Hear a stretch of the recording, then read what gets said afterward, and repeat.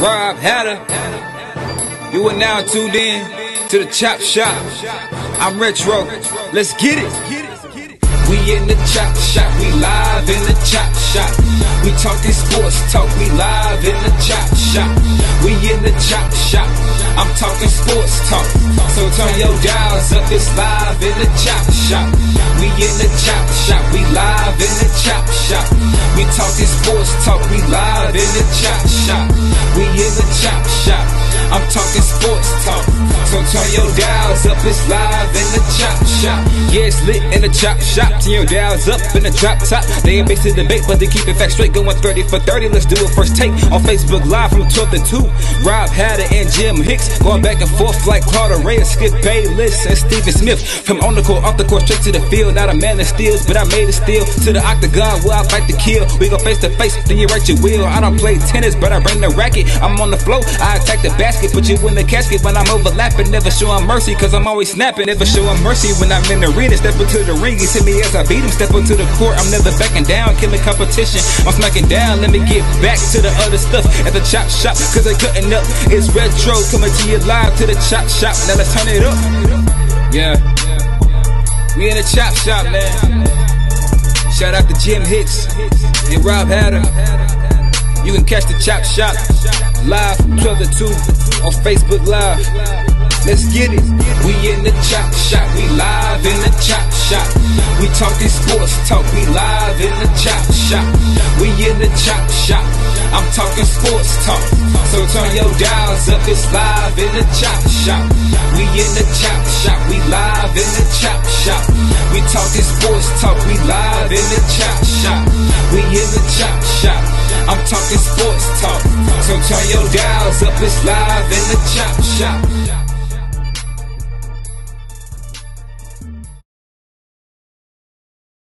Midday Sports Happy Hour, the best 120 minutes of your day. What's in your cup right now? Hey, boy, we got a hell of a day on, this is kind of like Baby Friday. We're going to call it this Baby Wednesday, because of course tomorrow I will be on location. We'll be on location, the Chop Shop at Houston Christian High School for the Hoops Giving Classic. That's a basketball showcase, which takes place every year the Wednesday before Thanksgiving. Hey, come on out and join us. And a lot of you guys we've yet to meet face to face. If you're in the greater Houston area, feel free to come on out to Houston Christian High School and take in some of the games of the Hoops Giving Classic.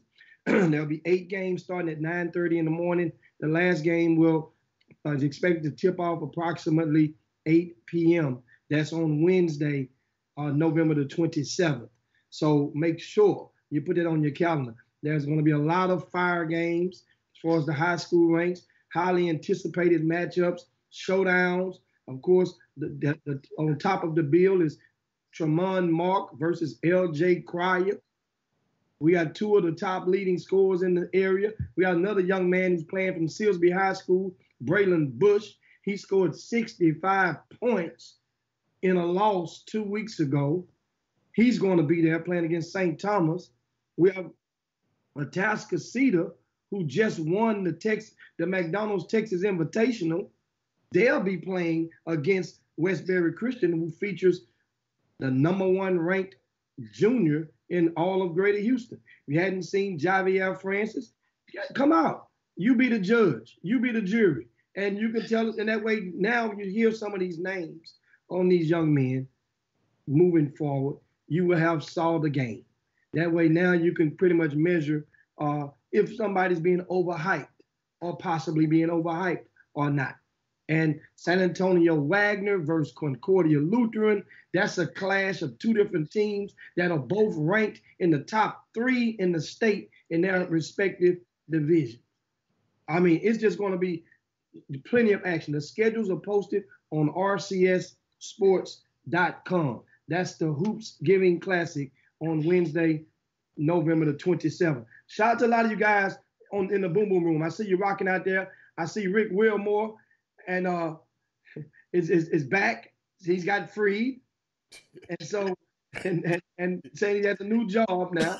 And he's been working. But guess what? What? That's one of the luxuries of the Chop Shop is that you can always go back and watch the show in the tape, at any point in time. Now, shout out to Troy Callahan, and I see you, Todd Holmes. We got a chance to meet him last week, which is awesome. Once again, it's always great to meet a lot of the people out there because it gives it a more of a family reunion type atmosphere when we're conversing in the Chop Shop. And what we ask you guys to do, bring a friend along in the shows. Just get one of your buddies and just say, hey, if you guys are out there and you see somebody on the whether it be Walter Yates, and you just get one of your buddies, hey man, this guy, let's gang up on him. Let's go. I need some reinforcements. I need one of my dudes. Watch me get on him. And guess what? One thing about it, it expedites your workday. That's the Chop Shop. So once again, shout out to everybody out there. Now, the big news of the day, of course, is last night. I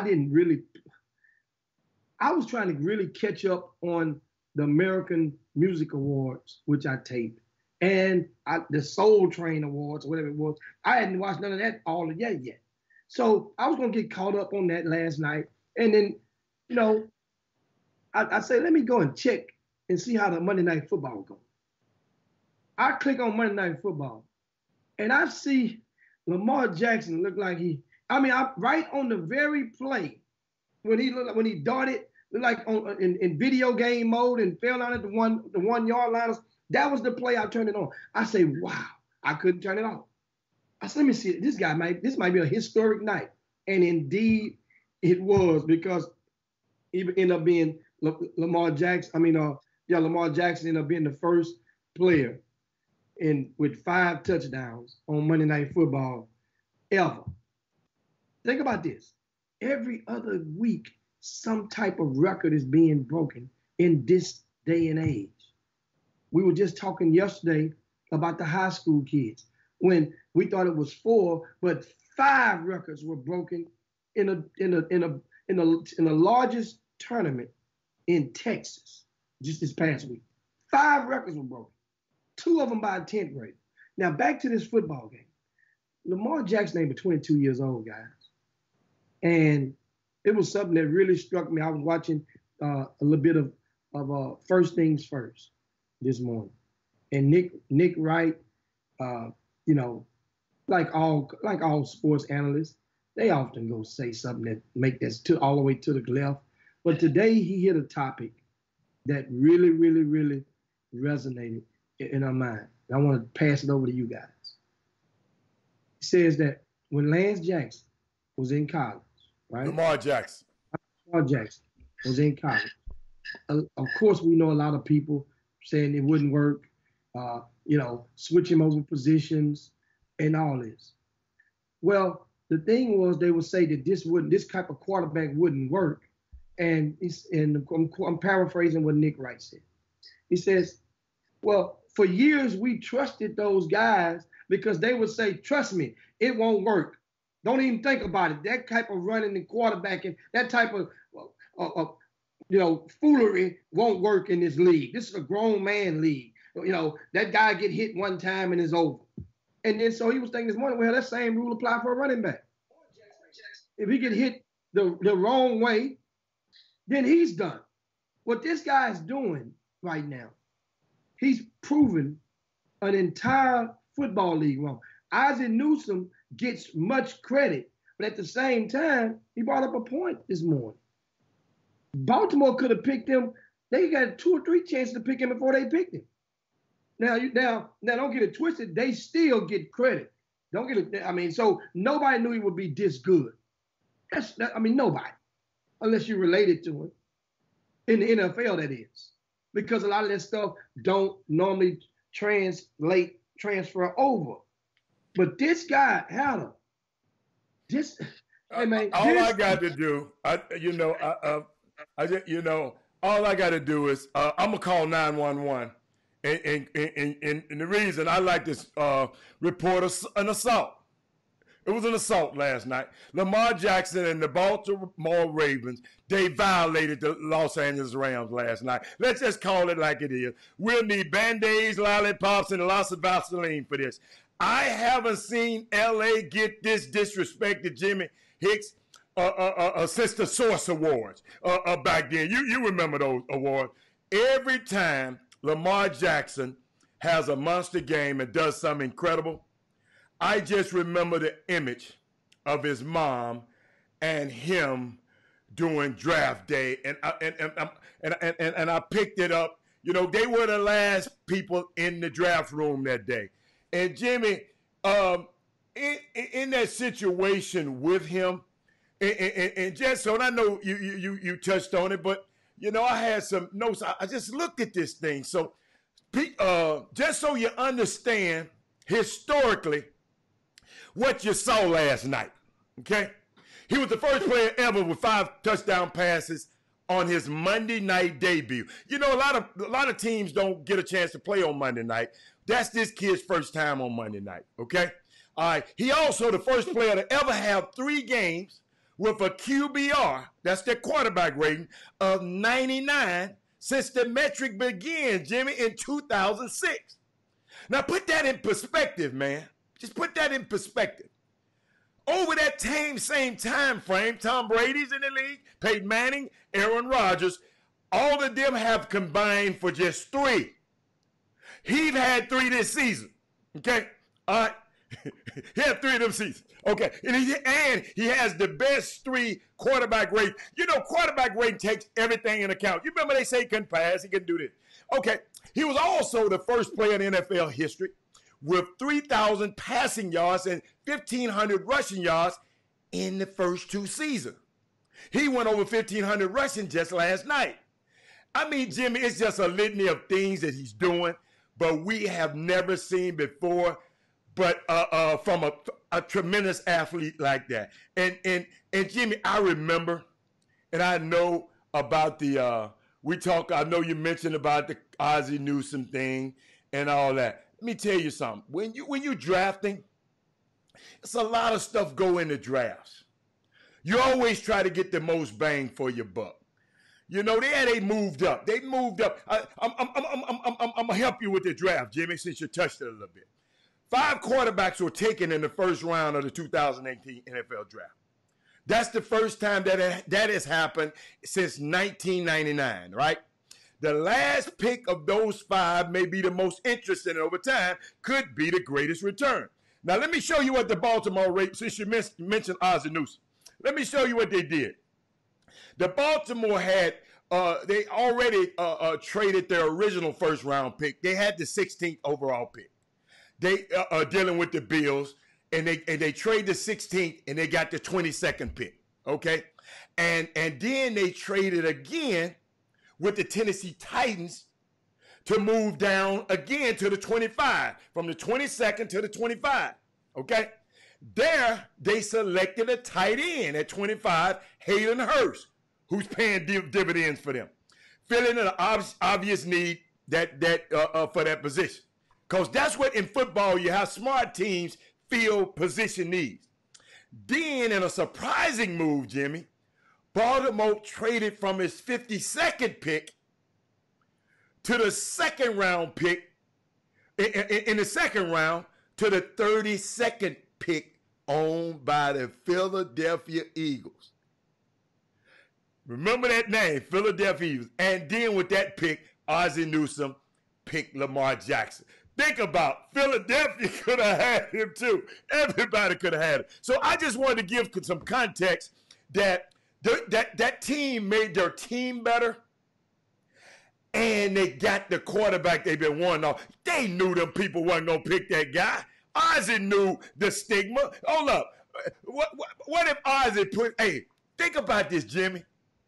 This going to mess you up. They never interviewed the kid. They stayed far away from, you know, like you want this girl, but you ain't letting everybody know you want her. You ain't even said nothing to her in the club, and the next thing you know, she leave with you. That's what the Baltimore Ravens did with this kid, and I was just so excited about seeing this happen last night. And I mean, hey, and a partner of mine called me this morning, all the way from L.A., and guess what the loaded question was, Jimmy? And I didn't go for it. Robert Hatter, who is the best quarterback in the NFL? I said, wow. I said, okay. I said, to me, I said, yeah. I said, Russell Wilson. I said, because he's been put in 8 years of this. My young fella ain't put in but 10 months, 10, 11 months of this. So let's give it some time. He's the most dynamic, and he's playing the best right now. But to me, Russell Wilson is the best quarterback in the league. What you got, Jim? Don't forget, he did whoop Russell Wilson earlier this year. Also, well, I'm not saying whoop, I mean he outdoed Russell Wilson, just as he outdoed Tom Brady, and just as he outdoed Deshaun Jackson. You know, and this weekend is another major exam. Well, last night, not to mention outdoed Goff. Now, comes up next is Garoppolo, because the Baltimore Ravens play the 49ers this Sunday on a short week rest, right? So if he does this, then you know what? The last 4 games of the regular season don't even matter no more for his MVP. It don't even matter. You know why? Because if you look at the standings, the Baltimore Ravens are already 3 games ahead in the standings in their division. Now, for home field advantage, they're still behind the New England Patriots by 1 game. Not a game and a half, because if New England slips up and they fall into a tie, guess who has the tiebreaker?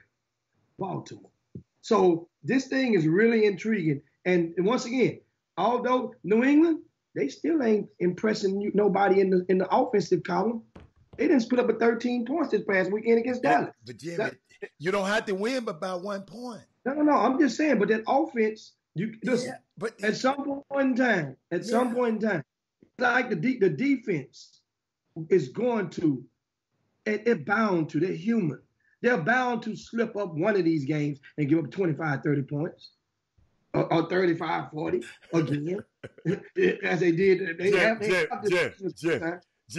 Jimmy, defense, you mean a person might slip up. A whole defense ain't going to slip up now. They did. They played Baltimore. They gave up 30. Yeah, but that was an outlier. That was an outlier. But Baltimore, look, Baltimore got beat twice too now. Don't get it twisted. No. Baltimore lost back-to-back weeks. Cleveland Browns and the Kansas City Chiefs before that. Cleveland, okay. And the Chiefs lost. That's like getting shot by Jesse James. The Cleveland Browns and the Cleveland Browns. That was the slip up. That was the equivalent to the Houston Texans losing to the end of the coach the first time was a dud. But that's equivalent to the Dallas Cowboys losing to the Jets earlier in the season. That's the equivalent. We know that Cleveland Brown lost. Yeah. Now let's look at check this out. The Patriots, who they have left on the schedule, right? The Patriots play in Houston this weekend. In Houston, right? Okay, so that's a test for the Pats. Now they've been owning the Texans in the final score column, but each of the last 2 games, that was a winnable games for the Texans. They know that. Just as it was like the Cowboys played in Foxborough, that was a winnable game. How about the next week? New England, guess where they go the following week? They stay at home and play the Chiefs, right? Now, they get a what I'm gonna call a bye. The third week, they play the Bengals. So they'll be able to heal from against the Bengals. But guess what?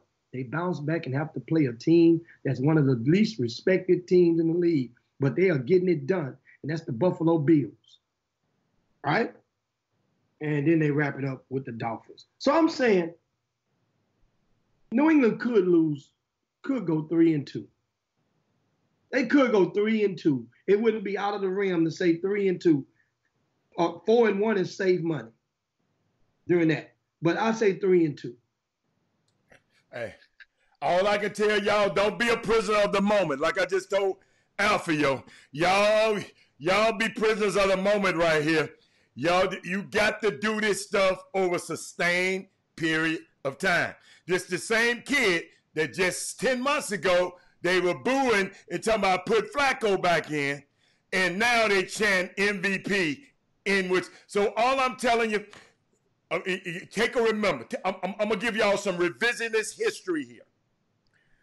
RG3, Rookie of the Year, balling. Until what his name, the Yali Noda or whatever, took that knee and sent it to Mars, and he haven't been the same since. And that same Robert Griffin is the backup to Lamar Jackson right now. So all I'm telling y'all is, great. Listen, I said he was great, but I'm not a prisoner of the moment. He was the best. He's playing the most dynamic football I've seen in a long time. And let's just give him some time. Because I learned a long time ago from some smart coaches. They said, Robert, the best ability is availability. I'll never forget, what's his name? Emmitt Smith. Emmitt Smith, and I think all of y'all can attest with me, was not the greatest running back ever. I know he was. Yeah, you're not. But guess what? He's the leading rusher of all time. Because what? He limited his injury. Excuse me. God blessed him, and his injuries were limited. So let's not be a prisoner of the moment. That's all I'm saying. I'm not a naysayer because I love Lamar Jackson, but let's not be prisoners of the moment. That's all. What else you got, Jim? Well, one of the things is right now, we're not talking about over the whole career. So that's the thing. I think that sometimes you just add a word to the end of it. He's the best right now. He's the best this year, and that gives a whole demeanor. Not to me. I think Russell Wilson is the best right now. Well, I've watched him play. I've watched both of them play for all of these games, and that's just my opinion. That's my opinion. Understand? They went head to head. They both lost. That don't mean you don't go head to head against each other. You go head to head against your team. That don't count in basketball because he don't have a chance like basketball. He don't have a chance to guard him like he has a chance to guard him.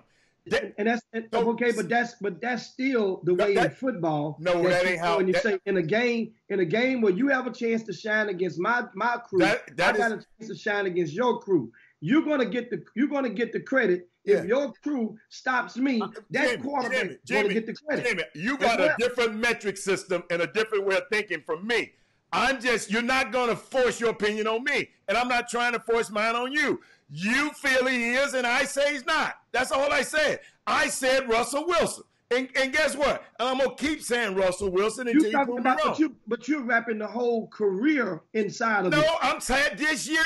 Okay, I said 8 years. I'm saying, listen to me. Russell Wilson is playing is the best quarterback in the NFL this year to Robert Hatter. Okay. And that's it. And ain't nothing you can say. Metric you can use. My question to you is, what are you basing it on? Basing on my football knowledge and being around this league long time and watching the way your team responds to you and all that. Russell ain't lost two in a row. This kid has. He ain't lost 2 in a row. Russell ain't lost 2 in a row. So that's who lost 2 in a row. No, but I'm just telling you. Those 2 games. I said 2 in a row. Listen. I know you don't like to listen to me because you're not hearing me now. Because So you're basing on who lost 2 in a row. No, I'm giving you. I just said to me. It ain't nothing you can pull up in your metrics and talk about 2 people come off the bench. None you can pull up in your metric, which that's my opinion, and I don't have to explain my opinion. I just said the kid is the dynamic quarterback. I'm just telling you that Russell Wilson is the best quarterback to me. If I had a team, I want Russell Wilson. That's it. Some people got preferences. Some people like black cars. Some people like a white car. I like Russell Wilson. Okay? That's it. So you based it on because you like him. I just said that. So I'm waiting you to give me some facts. That's what I was saying. I'm waiting on you to give me what you're based on. Maybe you can say excuse me, I know Russell Wilson has more passing yards than he do. Jimmy, that's you basing it on. Jimmy, let me tell you something. Being on this show this long with you, I've learned that I can give you facts and you're going to still come with your opinion. So I'm smart enough to not to sit here and waste my time with facts because it's not going to change your affirmation on what you think. See, you used to long time ago, I go into this, long time ago, you used to present facts to people, long time ago, and you can win an argument. But you can give you fact after fact after fact after fact after fact, and you gonna still come and say, well, no, that's just my opinion. So no, guess what? I'm smart enough to know not to do that no more. What that means, sometimes a person not trying to understand. So that's what justifies what you just said. That means you giving me facts and I don't care to understand, then that's what go fault. That's the prime result. I've had the advantage of watching each game, both of them play. I take them. And from my knowledge of watching the game of football, Robert Hatter would rather have the ball in Russell Wilson's hand than this kid. You know why? Because he's proven. That's why I said, you talking about you can't worry about it. Yes, I can. I keep trying to tell you, to know a man, you got to look at his history. And when I look at Russell Wilson's history, he's won a Super Bowl. He didn't get to his first playoff game and stink it up like young fella did, had 17 yards passing in the first half against San Diego. Russell Wilson, this kid is too young. He ain't proved enough yet, Jimmy. Once again, you're going and reaching to yesteryear and applying it. No, you're not. To meet Jimmy Hicks, when Robert Hatter judges somebody or evaluates somebody, I look at their history. I see you didn't hear what I just said because you wanted to run your mouth before you listen. I look at history. So that means Luka Doncic ain't got no business being mentioned in the category of being one of the top 10 players in the NBA right now, because historically he hadn't won nothing, hadn't won a playoff game, hadn't did nothing in the postseason. So Luka might be a fraud. That's the case. We're looking at now. I didn't say this kid's a fraud. Not one time did I say he's a fraud. Not one. I say he's the most dynamic quarterback in the league. See, start listening to my words instead of being so quick to attack. Slow down. Just slow down. Take a deep breath. I say he's the most dynamic young quarterback in the league. He's much watched TV. But if I had to say who's the best quarterback, I'm going with Russell Wilson. That's all. It's okay. Right now, I'm going with that guy that got the plaits in his head. Not braids, not cornrows. I'm rocking with a dude that got plaits in his head. That's what I'm rocking with right now. The guy that comes down after the interview and ain't trying to be politically correct, and they done took the rims out, and they was nervous at first, and guess what? He got a running back that every game showing that he got his back. His running back is right there with him, like what's the guy name used to be with Ali? Muhammad Brown. What his name? Muhammad. You know what I'm talking about. Back in the old days, Muhammad Ali, when they were fighting in Thriller and Manila. I'm trying to win the Super Bowl, and we taking the game at a time. I'm not worried about MVP, you know. If it come, it come. I'll be satisfied, but I'm trying to win the Super Bowl. It's a team award, and that's what I want. LJ, MVP. If you got a problem, come see me. Just run that back from last week. That's all I'm going to say. Man, people been trying me, but they can't validate their opinions. So, LJ for MVP. There's nothing. Hey, we back. I had to throw that in you. Hey, believe you me, I've learned not to be a prisoner of the moment. That's all I'm trying to tell you, and I understand y'all are. So guess what? I respect y'all, because last night he had me captivated. Unlike you, I didn't watch the American Music Award. I watched the whole game. And in that one play, he had a whole lot of them plays. He got command of the offense. He can throw that thing. Hold up. Let me tell you something I learned about it. That's why you got to look at history. Last year, his hands are not that big. You know, you remember they measured him for his hands. His hands are. So guess what? He had a hard time gripping the NFL football, Jimmy. So he couldn't throw a tight spiral. So guess what he did? He went and worked and worked and worked and worked. Now he throwing from them side angles like Patrick Mahomes, throwing them through the side. I mean, put touch on the ball. Jimmy, I didn't say he was some you like you just said he was some like Luka is a no. I didn't know. I said he's the most dynamic. Listen, most dynamic young quarterback. Must see TV for Robert Haller, but I still want Wilson. If I had my ball, I wanted to be Wilson. Him and Ciara got my ball. You fill in the blank, right? You said Lance Jackson is the most blank in the NFL. Your word be dynamic. Well, what would be the blank for Russell Wilson is the most what in the NFL? He's the most steady. Steady. What? Steady. So let me give you this then. So Tom Brady is the most what in the NFL then? If Wilson is the most steady, what's Tom Brady? He's just the best. Jimmy, I can go on and on. I know this. I'm a wordsmith. You a numbers man. I'm a wordsmith. You're falling into no, son. No.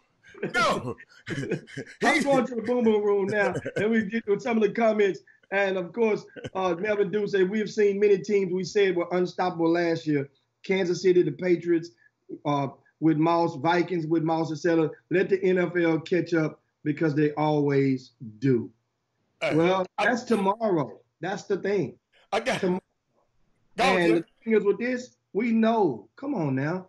This ain't the first running quarterback that we've seen. It's just refreshing. Pat Mahomes was a running quarterback that. Jimmy, he's not a running quarterback. He's a quarterback that happened to be a great athlete. Let's put it like that. Happened to be great athletic. In the context of using it, I mean, that's what, but you sounded like them. No, you sounded like them. Guess what?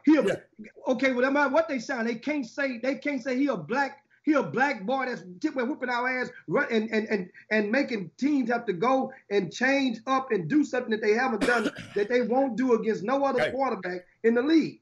You know what? Week after week. Did you see that guy last night, that linebacker from the Rams, when he sit there and grabbed that microphone after that game? He says, "Man," he say, I didn't even know what a ball was after most snaps. He says, "I didn't even know what a ball was." That means this guy's executing and that good. Jimmy, don't y'all say that about James Harden. When I said James Harden in the regular season, I just told you his last appearance in the playoffs, he had 17 yards passing in the first half. And San Diego sent him home, but you don't like to talk about 10 months ago. You don't like to talk about 10 months. Nothing against Lamar. All I'm telling you, Jimmy, these regular season, give me a body of work, Jimmy. Give me a body of work. 11 games in, and yes, but the last time, Jim, every MVP candidate this year. Every of the top MVP candidates he's played against this year. Jimmy, you hate on James Harden. You and Chris, first thing y'all said, well, he ain't never won. He ain't never won the playoffs. Your boy stunk it 17 yards in the first half. They wanted to put Flacco back in the game, Jimmy. Understand something. Here's how this thing goes. After you do it, this is like Doncic, just like Doncic in Dallas. Let Doncic go. It's like I'll take you back to Allen Iverson. Okay, remember AI? He came in the league and led the NBA in points and turnovers in the same season. Points and turnovers. Then he led points again. MVP. Then everybody kept saying, well, you know what? At some point, you know what? We tired of that, man. We need to win. Get to the championship. Then he messed around and he goes to lead the Philadelphia 76ers alongside of Eric Snow, and they go to the championship and beat the Lakers in game 1. and lost 4 after that. Okay. But Hey, Jimmy, James Harden been to the finals before too, Jim. No, not Jimmy, with his own team. James Harden been to the finals before too, not Jimmy. With this team. He was not with this team. But he's been to the finals before. NBA don't give James Harden a pass. Nobody gives James Harden a pass for him going to the finals. OKC. That wasn't his team. He wasn't the second fiddle or the first fiddle on that team. He was. Guess what? He was 6th man of the year. Lou Williams. That's what he was. He was Lou Williams. He played more minutes. Jimmy, he played. You know you like the minutes. He played more minutes than the starter. That's what he did. Okay, since you love the minutes, but you know what? So unique. I love to have this conversation because guess what?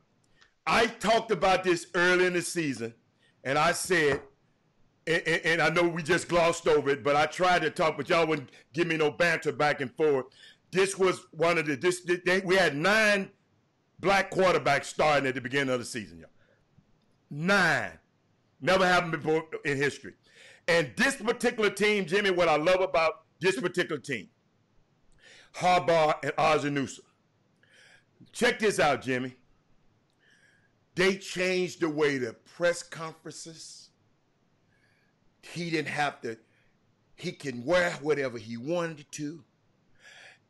I'm telling you, they did this for him. Now I'm telling you. They said, I'm going to fit this team and this culture to this particular talent. It ain't Jimmy. Let me tell you something. They don't do that. They don't do that for a guy that there was an afterthought in a draft. They were smart enough to know that wasn't nobody else going to pick him because guess what? Everybody else was talking about that he can't play. They're going to put him. Do you know what his mama told Coach Petrino in his freshman year? Do you know what Miss, I know her name too. I know her name. It's going to pop in my head. Evelyn Jones. You know what she told him? Look here, man. He ain't playing no kickoffs. He ain't playing no punt returns. That ain't what you told me when you came to my house in South Florida and sat on my couch. You didn't say he was going to play that. He came to Louisville to play quarterback. That's why we came halfway across the country to play quarterback. And let me tell you something unique about that young lady. She is his business manager. She got somebody helping her look over his deals, but she is his business manager. Now she gonna need some more help for this new big deal soon, Jimmy. And I'm trying to get myself in line. But Jimmy, let me tell you about the cap hits, and we can end this. Lamar Jackson cap hits for next year, Jimmy, $2.6 million.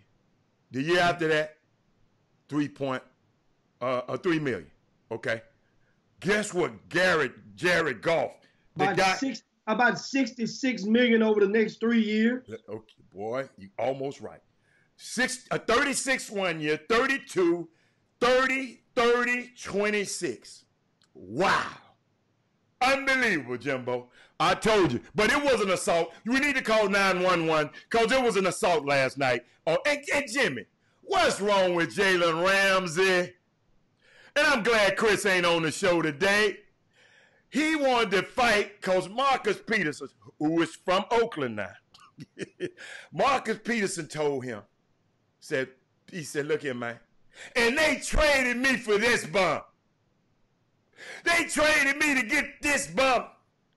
Yo, out the playoffs. But he used some more choice words than I do. So, you know Ramsey want to fight him. Unbelievable, man. What you think about that, Jimmy?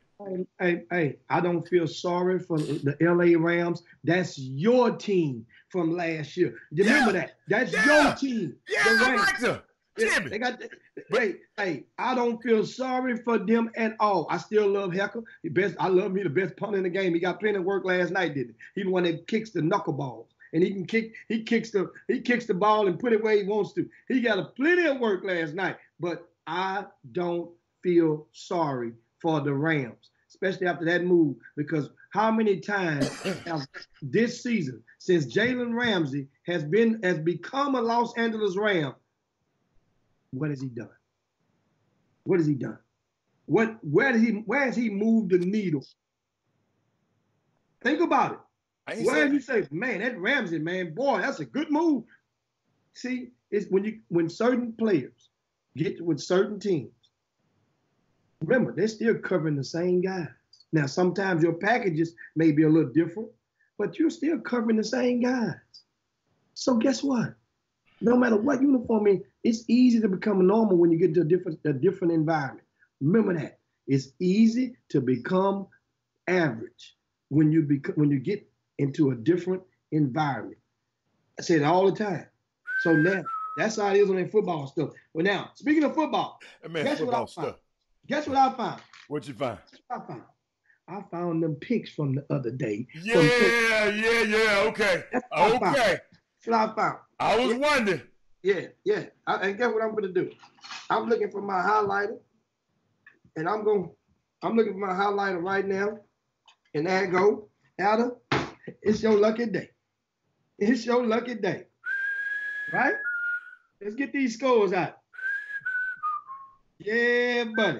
Now, if you guys missed on Thursday, myself and Hannah, we went head-to-head on the NFL picks from this past weekend. But I couldn't find the official score sheet. Right? Somebody had, that keeps over here this weekend in my office. He might have scooped it up. But let's go with this thing. Wow. First game, I had the Colts. I'm sorry, the Texans over the Colts 20-17, right? I had the Colts in 4. So the Texans won by 3, so I got that one. Now, you can call the scores out, and I can go and get through this stuff. No, I'm going to let you finish because I'm doing something. I'm preparing something for us. Come on. Okay. The Buccaneers beat the Falcons 35-22, right? I had...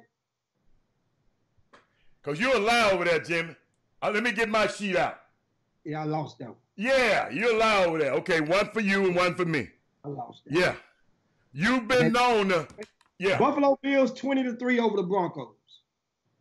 I had the Bill. I had the Broncos. I won again. And I had 4 points. I won again. Let's go. Next up, the Bears 19-14 over the Giants. Okay. I had the Bears. And I gave you 6. Oh, I won that. Thank you, Jimmy. Thank you, Jimmy. Come on, baby. Come on, baby. Come on, y'all. I'm sorry, y'all. I'm a little excited now. The Steelers 16-10 over the Bengals. Hold on.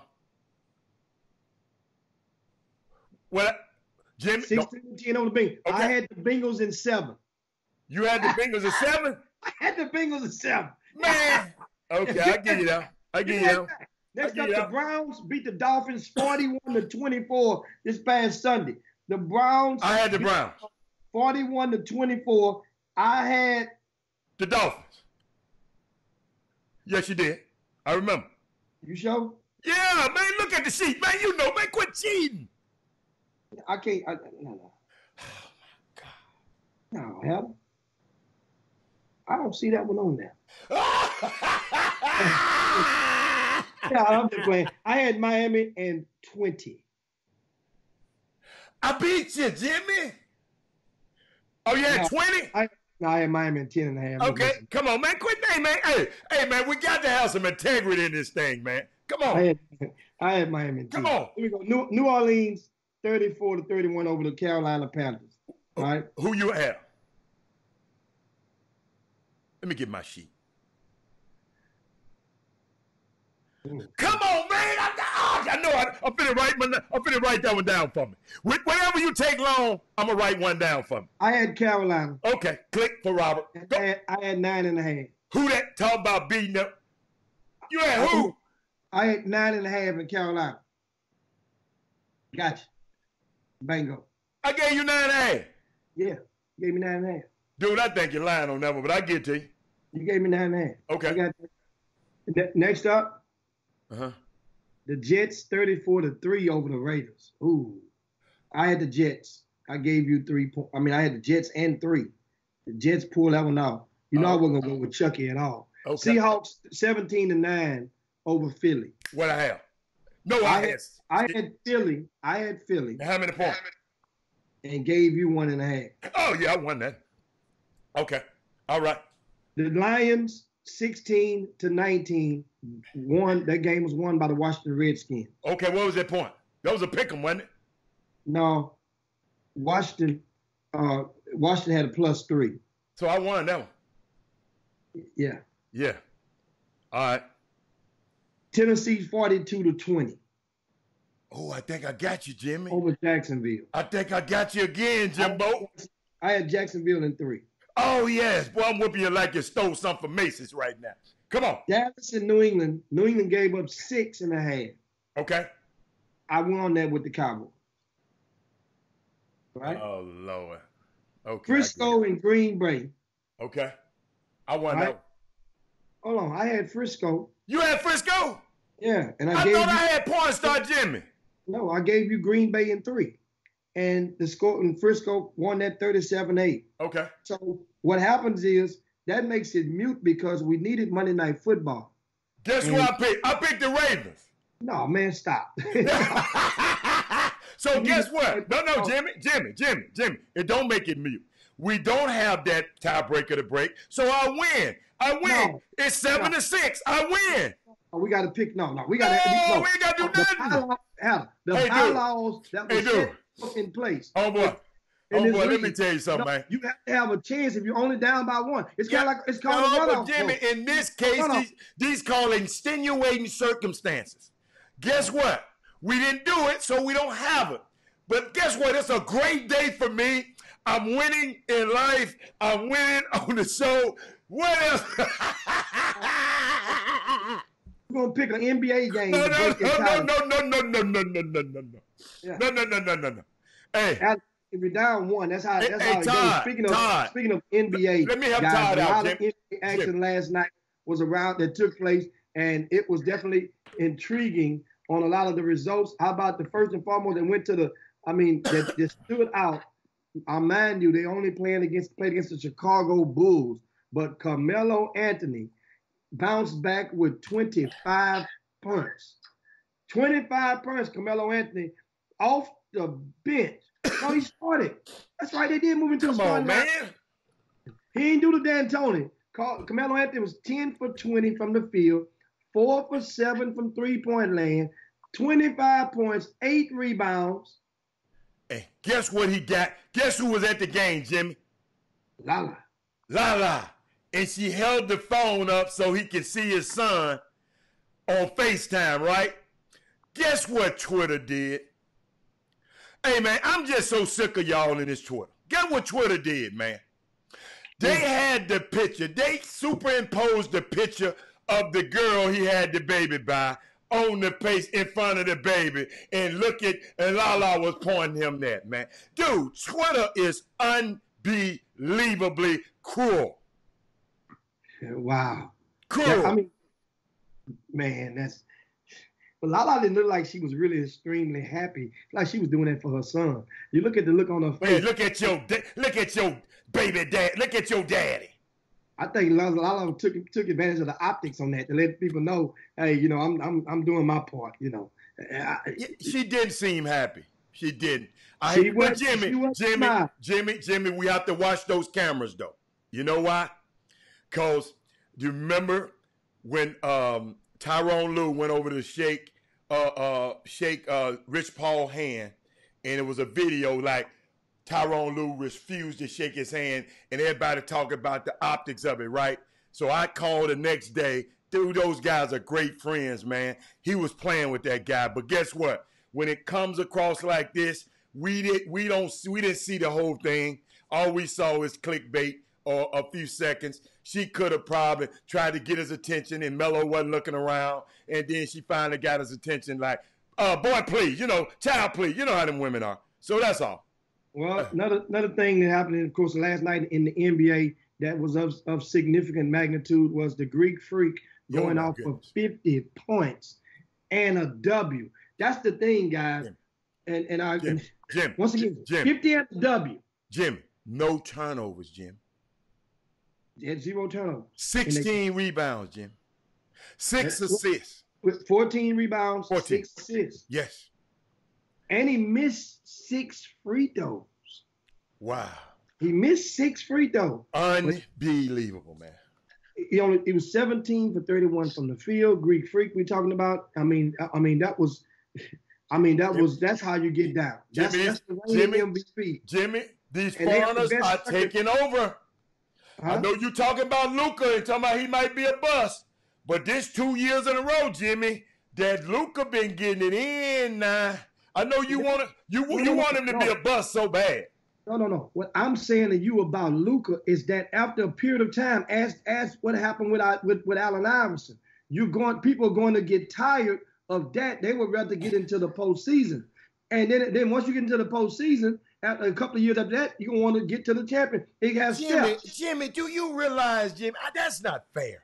Jimmy, what you mean? Jimmy. That's how it goes. That's the objective of the game. No, Jimmy, it's not fair. That's how some of y'all are. I don't. Let me tell you something. So Luka ain't never got to go and win nothing. No, Jimmy. Bill Russell got more championships with anybody. But Jimmy, if you go look at his championships in context, he played against with people that have 8 teams and 9 teams and all of that kind of stuff, Jimmy, but he won, right? So y'all saying he the greatest ever, but guess what? Just because if you are let me tell you something. This is how I feel, and I don't know how nobody else feel in this whole world. But if I know personally how hard it is to make it in the NBA, okay? I know. And if you can say you done put on that jersey for a year, it ain't but 4,000 guys done put on that jersey ever in life. Man, let me tell you something, Jimmy. I know y'all don't think about it like this, but dude, you're a winner than me. Because there's a lot of people wish I could have been up there and never won a championship and been in there and never won. I think I'd still be successful. Penny ain't won. Damon Stoudemire ain't won. I mean, he went to the championship, but I know y'all like to say this, well, they got to win a championship. Dude, Eric Marlin done won a championship, Jimmy. You got to go and meet expectations from whatever they are, because it varies from player to player. That's the thing. So with Luka, looking at the Western Conference of the NBA, the Dallas Mavericks, do you think that they should make the playoffs this year? Of course they should make the playoffs. Okay, so that's the first phase. So what I'm saying is he has to go and do that, which they very well should make the playoffs this year, right? So he makes the playoff this year. So making the playoffs, once you do that, that's not to settle anymore. The settle the following year would be to get out of the first round of the playoffs. Then the year after that would be to get to the second round of the playoffs. Then after that, we ain't got there yet, Jimmy. No, that's what I'm saying. I'm saying to you, what's in the trajectory for this young man? Let me tell you something. They in 4th place right now. Me personally, I don't know how brittle that it's going to depend on that brittle center they got. If they lose him, no. Who's in 8th? Who's in 7th, 8th, and 9th place? And then think about what you're saying. The Minnesota, Phoenix Suns, Sacramento. So now, once again, should Dallas make the playoffs? Jimmy, I ain't talking about that. I'm just get tired of people when people don't win a championship. Y'all consider him a bust, and I just don't agree in that. Talking about championship, we talking playoffs right now. We talking playoffs. The same thing goes for De'Aaron Fox. So if De'Aaron Fox with Sacramento and you quit the USA Basketball to say I'm going to rest for the postseason, for the long haul of my season. Well, he hurt now. He resting now, and they winning. So guess what? They did win, buddy. He'll hit 41 points. No, he been resting for a few games. I don't know how many. But so now the thing is, Sacramento on the clock to make the playoffs. No. They outside. They outside now. I'm saying it on the clock, meaning because by you saying you're going to rest for the playoffs. This De'Aaron Fox words. That means you're the face of the franchise. Coach, that man didn't believe he was doing that. That man didn't believe that. So what did he do it for? He was just saying that. Because he got benched in the exhibition game? Is that the reason that he left? I don't know why he left. I don't think. But the reason he gave, so all we can do then if we don't know is to go by what he said. He says he wanted to rest up for the postseason. Let me tell you something. That last spot, we talking stuff, you done made me glance over here. Jimmy, let me tell you something. Portland might not make it. What you gonna say about Damian Lillard then? The San Antonio Spurs are in jeopardy. 22 years with a winning record. Guess what? The Spurs, going into this season, the Spurs wasn't had pressure on a player to go and make the playoffs. Jimmy, they balled last year in the playoffs. Damian Lillard and the Portland Trailblazers with Carmelo Anthony now, they're on the clock. They're on the clock. I understand you lost some pieces and stuff, some key reserves that from last year, but you had Whiteside last year. You had a Rodney Hood. Good, these are role guys. And now you picked up another guy that's a seasoned veteran, that's a Hall of Famer, and got him into the mix. Or another speculatively as a role guy, and that's Carmelo Anthony. You see last night, Dame Lillard, Portland got a win. Dame Lillard didn't have to shoot 30 balls. He only but he did have 12 assists in last night's win. I think he had maybe 13, 14 points. That should be refreshing for Dame Lillard to say, you know what, man, we can get a win. I don't care if it was Chicago Bulls, but we can get a win. And all I got to do is, and I can score just 14, and we can get a W. That should be something, a wake-up call for this young man. Speaking of more NBA, what else happened around the NBA last night? There was a lot of everybody played last night. Hey man, let me tell you. Let me tell you. Joel Embiid laid a goose egg last night. Shot 11 shots and didn't make one. Jimmy, tell me something, man. Tell me. And they lost. How you 7 foot and the number one option take 11 shots and don't score not 1 point? No foul. No, I just don't understand that. No. He went to the free throw line 3 times. No. He missed though. He couldn't make a foul shot either. Should have shot an underhand. Should have did the Rick Barry. He might have. Jimmy, but I'm talking about LeBron, man. I'm glad Chris ain't on the show today. Now, y'all don't tell him I said this. LeBron James is that dude. Don't tell nobody. Erase this tape. LeBron James is that dude. Yes. No, you didn't. In his 17th season, let me tell y'all something, man. No, you didn't. That man, I'm telling you, I can do it today because LeBron Sexual ain't here. Just don't tell him. LeBron 33 and 14 last night. That's what he had last night. This is what I like, Jimmy. He leads the Lakers to the 8th straight win. And guess who they got next? The Pelicans. Jimmy, this is the longest Laker winning streak since 2010-11 season. I got one else for you. They improved to an NBA best 15-2, tied with the best record through 17 games in their franchise history. Let me tell you something. And the reason I say he's the man, he was smart enough to befriend Anthony Davis and get Anthony Davis to sign with Clutch Sports and make this thing happen. If Anthony Davis don't sign with Clutch, this might not happen. LeBron James a bad man. And guess what? He got a movie coming out soon. Hey, man, this my day now. Hey, I might not talk about it tomorrow, but today, he's a bad man. That's all I can say. Well, one of the things about LeBron that I want to add and share with you guys is that this season is had a long infatuation with the plus or minus, right? Well, LeBron is a plus 19 this season overall. Okay. And put this in respect, this is 17th year playing in the National Basketball Association. Okay. Right? The last time that LeBron James had a plus or minus higher than what it is right now, it's only occurred one time in his whole entire career that he had a plus higher than 19. It was a plus 22, and that was in his second season in the NBA. Okay. So let you know how scary this is. This guy, all of the $1 million cryo treatments and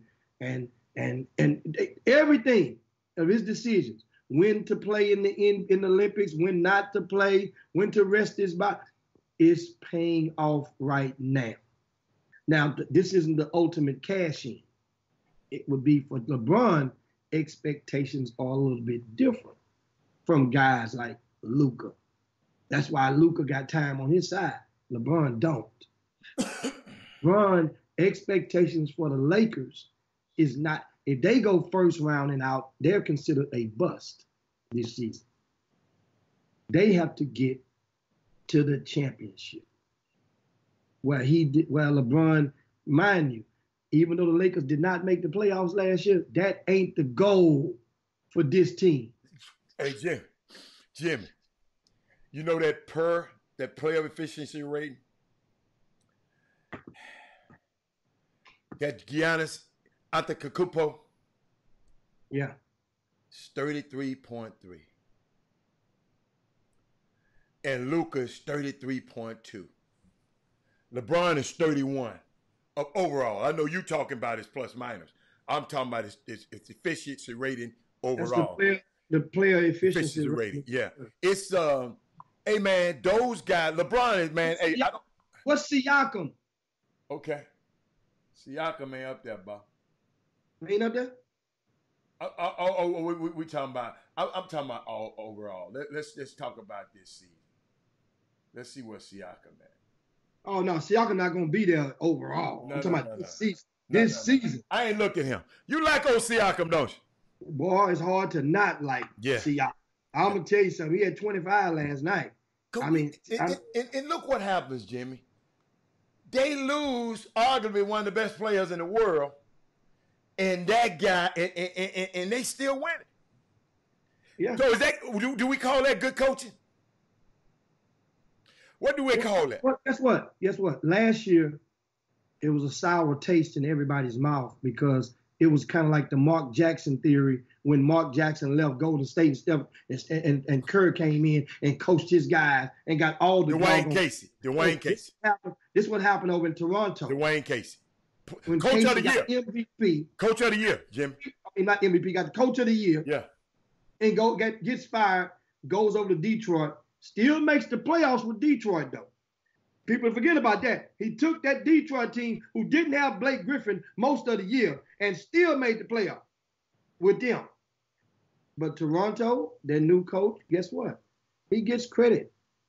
And based on what he's doing right now, without a Kawhi Leonard, guess what? I ain't got no problem with it. That's just like we're looking at the Lakers right now.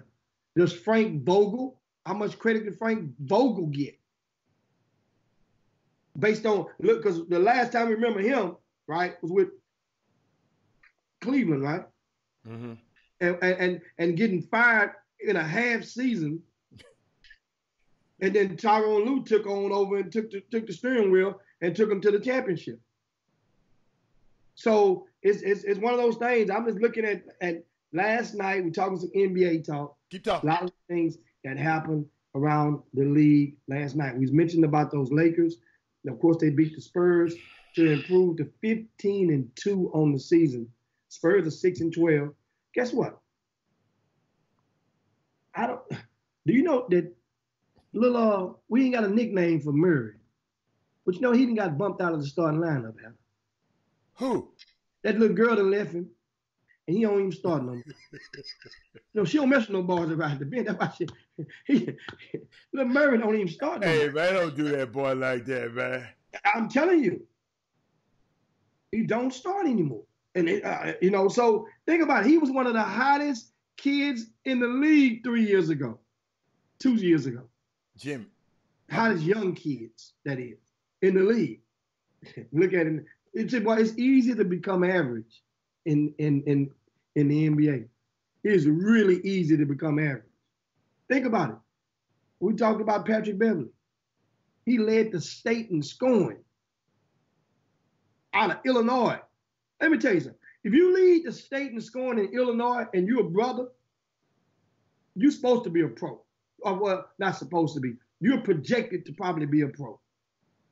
By some. That don't mean by the powers that be. But by some, I can almost guarantee. If you come out of Illinois, out of Chicago, and you lead the city in scoring, they're going to anoint you. Patrick Beverly, he's average. Serviceable. Solid. Now, he's above average in another category, which everybody better have something they better be good in. Every other player, most players on the team, especially in the starting lineup, put it like that. If you're a starter in the NBA, you better have something that you're good at. Okay. Then you got Clint Capella. What is he good at? Rebound. You see? But he was terrible at... P.J. Tucker. What is P.J. Tucker good at? Toughness. Energy. That's what kept him in the league. Guarding oversized guys much taller than him. He's good at defending them to he be getting his head toe off, but y'all be saying he be guarding, because I ain't seen him guard nobody yet. So I'm glad y'all, and I tape every game and watch every game. And I'm finna go back. Everybody have what they want on. He just kind of wild. I like his energy. And who else you want? Because I got a unique NBA story, Jimmy. I think we overlooked it a little bit. You remember Swaggy P? Your own boy Nick Young. Mm-hmm. Okay. Former Lakers star, right? One of the most charismatic guys in the league, Jimmy. He's usually cool, calm, swaggy, peak, and collected. But when he plays in rec league basketball games, he lose his dang mind. Jimmy, last week he got into it with some guys going first place for in a complex in Chatsworth, California. He got into it and they had a championship game. He was playing for a rec league team, got into it with the other team, and ultimately forfeited the game. In the second half, Nick's team was in the championship game. They was up by a whole lot of points, and there was an argument over a foul call. And he had to be restrained, Jimmy Hicks, at a rec league game with some white guys. I ain't want to put the video on, Jimmy. Hey, and then there was a story about a couple of years ago where he was accused of beating up a man in a church league. And he got sued for that. That time the allegation, but this time I think the allegations, that time the allegation, he physically hurt the guy. Hey, y'all, is it that bad out there in the church league? I want the boom boom loan, because we got some guys out there in the church league. Don't you think somebody on this Facebook feed ain't playing in the church league and the rec league right now? Man, is it that bad out there, man? I couldn't go without telling y'all that today. Is it that bad out there? So I don't know if nobody's saying nothing about it. Yeah, I mean, I'm looking at some of the comments right now, and Cecil Dutton says LeBron is one of the greatest ever. He say LeBron and Kobe are the two greatest ever to not go to college. Right? Okay. LeBron have, knowledge-wise, separates him from a lot of ball players. Have you noticed those two guys that never went to college are two of the most acute businessmen, bright, well-spoken guys? And from totally different background, yes. So that means that understand, totally different background. One grew up with mom and dad in the house. One grew up and had the luxury of exploring the world and speaking a couple of other languages in the process of doing so. That would be Kobe Bean Bryant. Grew up, daddy was a thousandaire millionaire during his basketball career. So you grew up with the dog and the cat and the sidewalks and the other one and curbs. Not necessarily, Jimmy, because in the NBA you had a lot of traveling to do. And I said thousandaire, millionaire. Yeah, but no, I'm just talking about. If you accumulate all his salary throughout his years, now mind you, we don't care what he say, but it totaled that. So that meant you made that. Yeah, he made. No, I'm not disputing that he made money. I'm just telling. I think, me personally, I think Kobe gained a lot of his wisdom traveling around the world, because his dad was a foreign player too. Kobe is I think fluent in about 4 different languages, and I mean, I love to hear him speak all those languages. Because his dad played all over the world, Jimmy. He was one, after he got cut out the NBA, he went and made a great living overseas, too. He was the man. Bet Jelly, because he's a high jumper. Jelly Bean Bryant was the man overseas. So, I mean, it's so unique, those two guys that didn't go to college. But guess what, Jimmy? They went to school of life. Those guys went to the school of life. And it's possible. You know, it's possible to learn without, I hate to say it, without going to college. You can be successful. You know, all I tell people, teach your kids how to make money. Because going to school and accumulating $200,000 and $300,000 and $100,000 worth of debt that you're going to have a hard time paying back, that's not smart business. So, hey, great. Hey, them two guys there, I'm telling you. That's why, Jimmy, if you notice, I didn't put my graphic up there because I talked so positive about LeBron today. But, Jimmy, I got another unique story. I don't know if you heard it. You heard the story about Jason Tatum. Which one of them? Well, the Celtics star Jason Tatum said he saves 100% of his $7.8 million salary. After one basketball season at Duke University, Jason Tatum declared for the 2017 draft, and he was selected 19. And he was just 19, I'm sorry. He was selected number 3 overall from Boston and signed a lucrative $30 million contract to be distributed over 4 years. This season, Tatum will earn a base salary of $7.83 million, and every penny will go straight to the bank. He said, all the money I get from the Celtics, I put in a savings account. He told Maverick Carter on the Interrupted. He said, to this day, he hasn't touched a dime, Jimmy, of his NBA money and lived off his endorsement deals, which have included Gatorade, Emo's Pizza, and Honeydew Donuts. Jimmy, if those are only 3, boy, Gatorade, pizza, and some donuts. They done sold a whole lot of donuts. And he just said that's how he wanted to live his life. I think that's a unique story, because let me tell you something. That story is not normal. That story is not normal. Usually guys spend some of their money now. Well, I mean, it's so that means he's not part of the majority. No. And he's a different kid. And so, and I'm thinking that you can see, if you know his family, you can see it. You can see it if you're looking back at it, knowing his mom up in St. Louis and his family, his uncles and his brothers and all of the crew, how they were close-knit like that. You could see it. He wasn't a high maintenance type kid, even though Nike they showered their brand up on him. Mm-hmm. But he wasn't one of those kids that you can just see it. You could see it. Hey, Jimmy, I noticed on here that he didn't mention his Nike endorsement. He didn't mention that. I didn't mention that. I mean, throw that in the cup. The writer just made a mistake and didn't include it in there. But that's definitely, he does get a piece of coin from them as well. And we're talking about Jason Tatum. And I'm going to add something to it. I'm going to let you go. Jay Leno and Rob Gronkowski both set aside 100% of their primary form of income. Leno said when he worked on the Tonight Show, he said the money he earned off living your money he earned off the Tonight Show, he banked, and he did his comedy gigs and his side gigs. That's what he spent, on his regular, day-to-day life. It's unique. It's a unique story. And guess what? If he follow that program for the rest of his life, he'll be okay.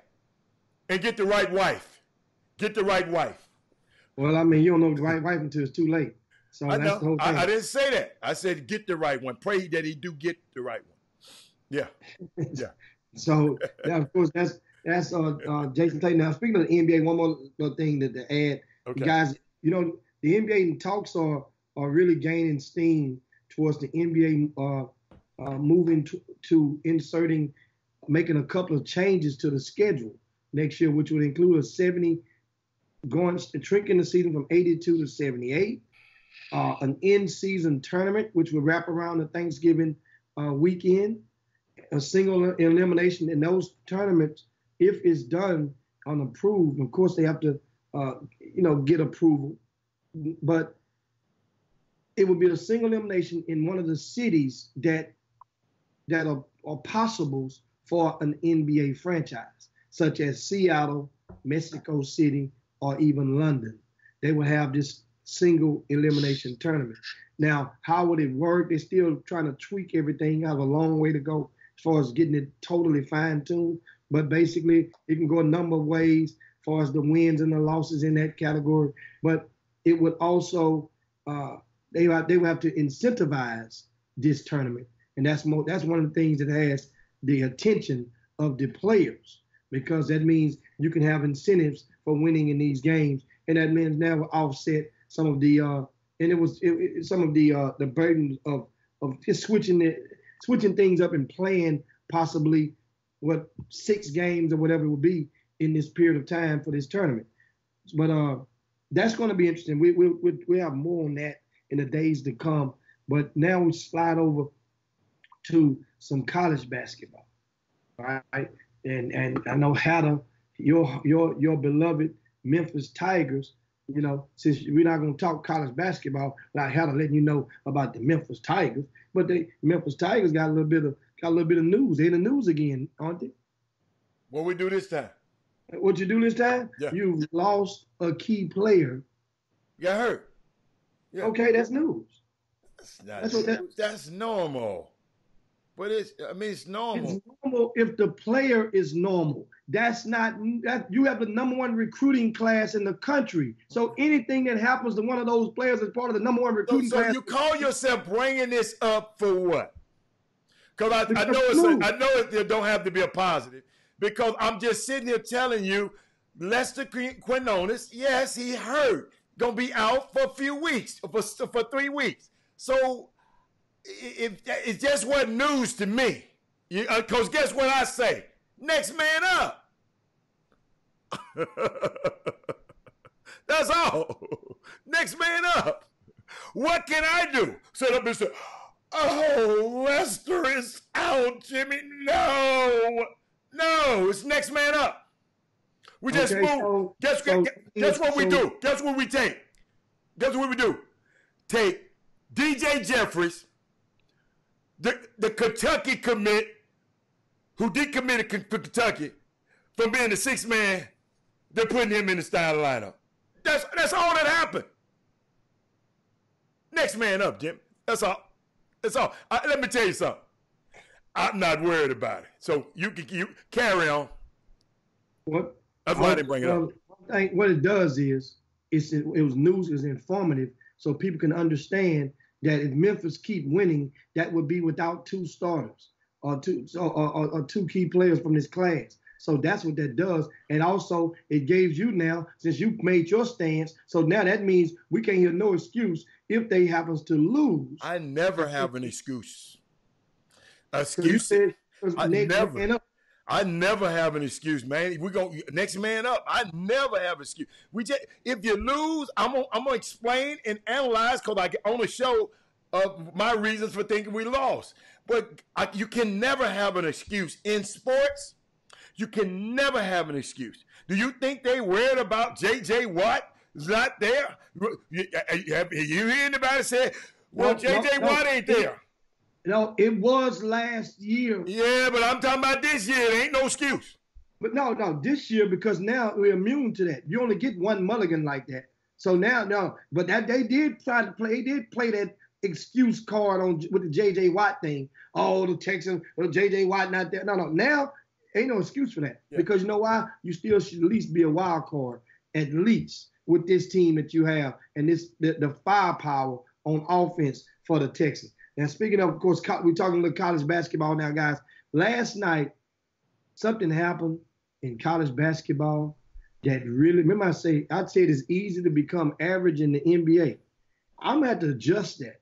Hell, it's easy to become average in college basketball, because there was a young man that if you had to bet me that if these two players went head to head, that Javon McCormick, remember many of you guys may remember his face or his name during Auburn NCAA run to the near championship. They lost to Virginia, and remember they had a kid from out of Houston, Maid Creek High School, Javon McCormick, right?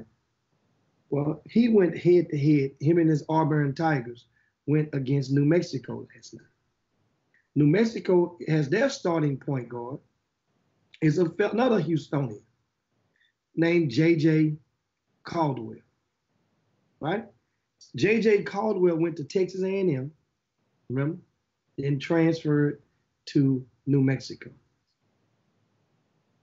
J.J. Caldwell played 32 minutes, had 2 punts, 6 assists, 3 turnovers. Javon McCormick didn't even have a good offensive game either, but he had 7 points, 6 assists, 6 rebounds, only 2 turnovers, and a W, a 25-point W. Man, what are you saying? Because I know you ain't saying it out of disgust. I mean, Jimmy. Not disgust. It's just that when J.J. Caldwell when he went to New Mexico, the first thought was, okay, based on you're a year,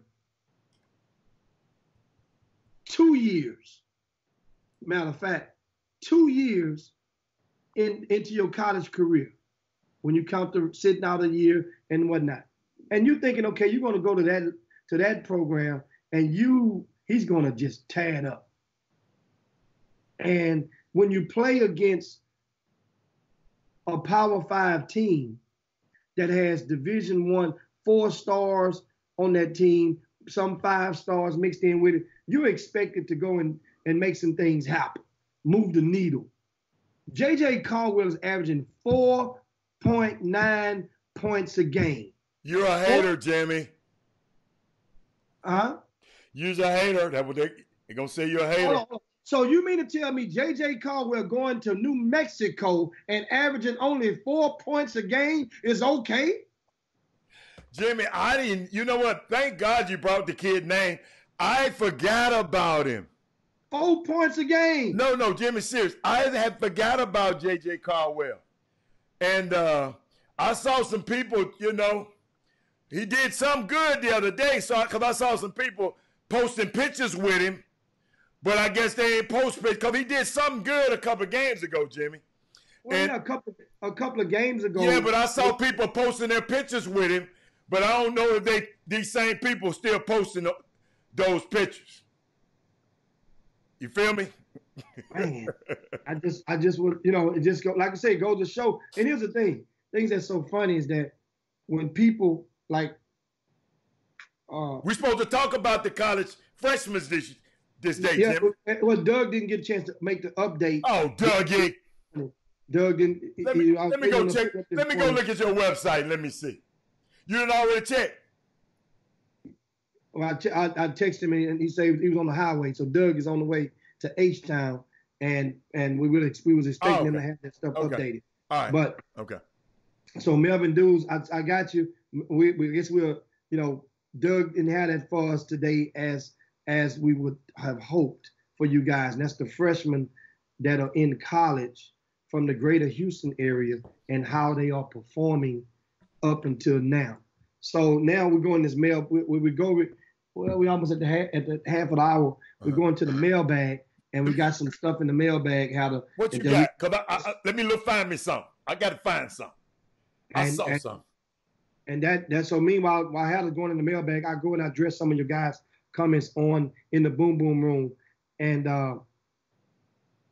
I'm looking at some of the comments now. I'm seeing Odyssey. He's feeling really, really, really optimistic ahead of the North Shore versus Katy matchup, which will take place on Friday, 4 p.m. at NRG Arena. That's North Shore versus Katy. The loser gets to go and pull out those mothballs. That's what happened on this game. Right. Now, I mean, it's a mothball game. Yeah, for those of you who don't have not attended this particular rivalry, this is one of the most significant, I would say, I'm going to use the word black-white rivalries, meaning that the majority of the school, the Katy is a majority of the team is white. The majority of the school at North Shore, the majority of the team that is black. That not the coaches, but the team, the players. The student body, majority, totally opposite, contrasted in as regards to race. However, this is one of the most fun, it's turning out to be one of the most respected and fun rivalries, meaning that there's nobody that's getting fights in the stands. There's nobody that's getting taken to the hospital, getting shot up.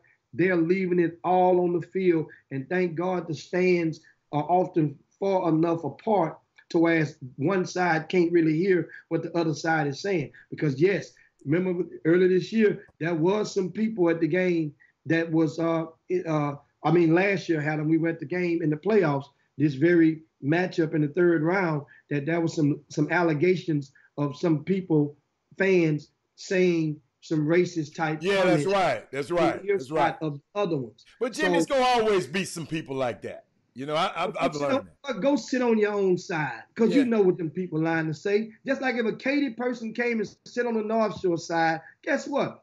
I guarantee you that Katy fan is going to hear something before that game is over. If they just go sit randomly in the middle of the North Shore side, they're going to hear something that's going to be kind of disrespectful, and vice versa. So you know that. You know that. Just don't go sit over there. If you don't want, it's bound. Let a touchdown go down. Happen. The first touchdown, you can rest assured somebody's going to say something that's going to slip out. Hey, look around. You know what's so unique? You know, because Melvin Dew's even talking about, and you were right, because the Katy quarterback, the one who was caught on videotape using a racial slur. So after the game against Tompkins, I think a game against Tompkins. So hey man, you know I don't think about that, but I know it happens. And Jimmy, you remember I sent you an article about the president of Purdue, and in the different language he used when he addressing black people. You know, and people of, black people. I ain't talking about people of color. Thank you, Anthony Weston. I'm glad. And how he addressed them. And I just, I'm going to take a look at that article. But sometimes people do that to dehumanize us, Jimmy. So if I consider, and we missed it yesterday, Jimmy. We didn't talk about the Patrick Patterson situation. You know, and whenever you finish with the high school situation, and I unless you want to wait, because we're not going to do it tomorrow. So we'll talk about that subject after you finish, because you just made me think about it. You know what happened, and I found out, and I don't know if you saw, Jimmy, Patrick Patterson came back with an apology. So, but I'll let you finish up with the high school stuff. Because all of that got to do with racial situations. So that's why I kind of brought it up. So what do you got from there? That was pretty much it. The North Shore and Katy football game on Friday. So I was basically letting you guys know, if you live in the greater Houston area and had not experienced a Katy versus North Shore game, this would be the perfect atmosphere to really absorb and understand high school football in the greater Houston, in Texas. It's going, both teams' colors are red and white. So it's going to be a sea of red all around the lower bowl. I think last year they had about 20,000 or so fans at this particular game. And it's going to be somewhere probably more because this is a Friday, a 4 o'clock game, which means if you're an avid fan, you get a chance to make that game and still make a game at a 7 o'clock in the evening where most of them are regularly scheduled. That's going to be at the NRG Stadium this Friday, 4 p.m. Also, Rick Nelson has his Thanksgiving Jamboree over at Episcopal High School this weekend. That schedule is posted. When does that start? That starts on Friday as well, Friday morning, Friday and Saturday. And you see me and Haller doing the same thing. Because this thing here, I think you guys be joking when I said I look and I utilize the magazine every single day. This thing really, really comes in handy. And if you go to page 19, and you have a schedule of the Thanksgiving the Thanksgiving Jamboree, the Texas Jamboree that is. Tell Rick I got to put my glasses on. I can't read all that. Yeah, the front is kind of small, but on Friday, the highlighted games on Friday is Beaumont United versus New Iberia from Louisiana. That game is at 5:30 on Friday, followed by Port Arthur Memorial versus Concordia Lutheran. And that's going to be some fire because that same Concordia, look at how the got his goggles on, y'all. That game is Concordia Lutheran will be playing San Antonio Wagner on Wednesday at Houston Christian High School. That's the location of the Hoops Giving Classic. Once again, if you want some high school hoops, we have them for you. And I mentioned Wednesday, the Hoops Giving Classic.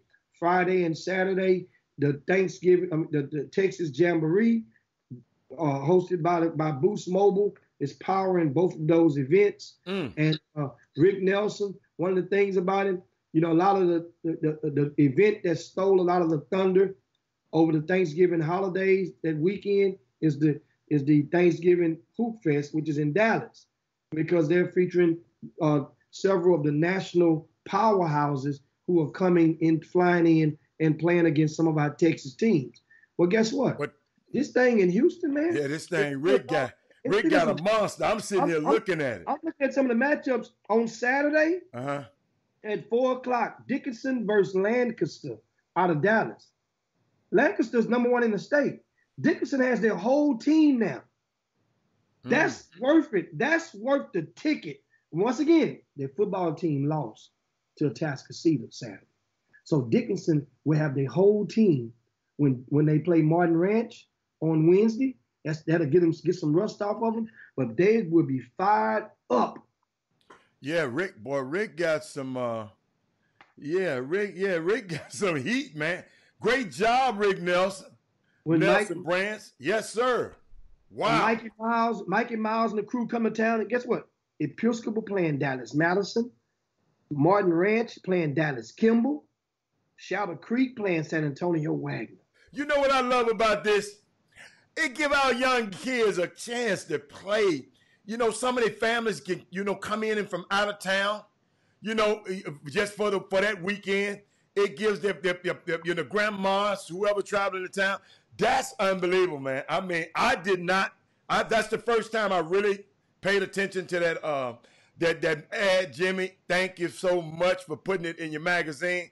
Yeah, and I had to put on my glasses because he got it ain't that he just got so many teams, so it's just so much space you can have on a page. Well, he's running 2 courts over there. He mean Rick Nelson. Yes.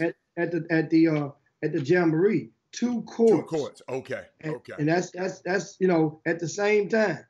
Now, so they're all in the same location, but just 2 courts. Yeah. So it's not at another. Okay, everything's the same location. Now, one of the courts, we go to the Boomer Room, and I see we got questions right now. You guys got certain topics you want to address. We're about to go into the mailbag.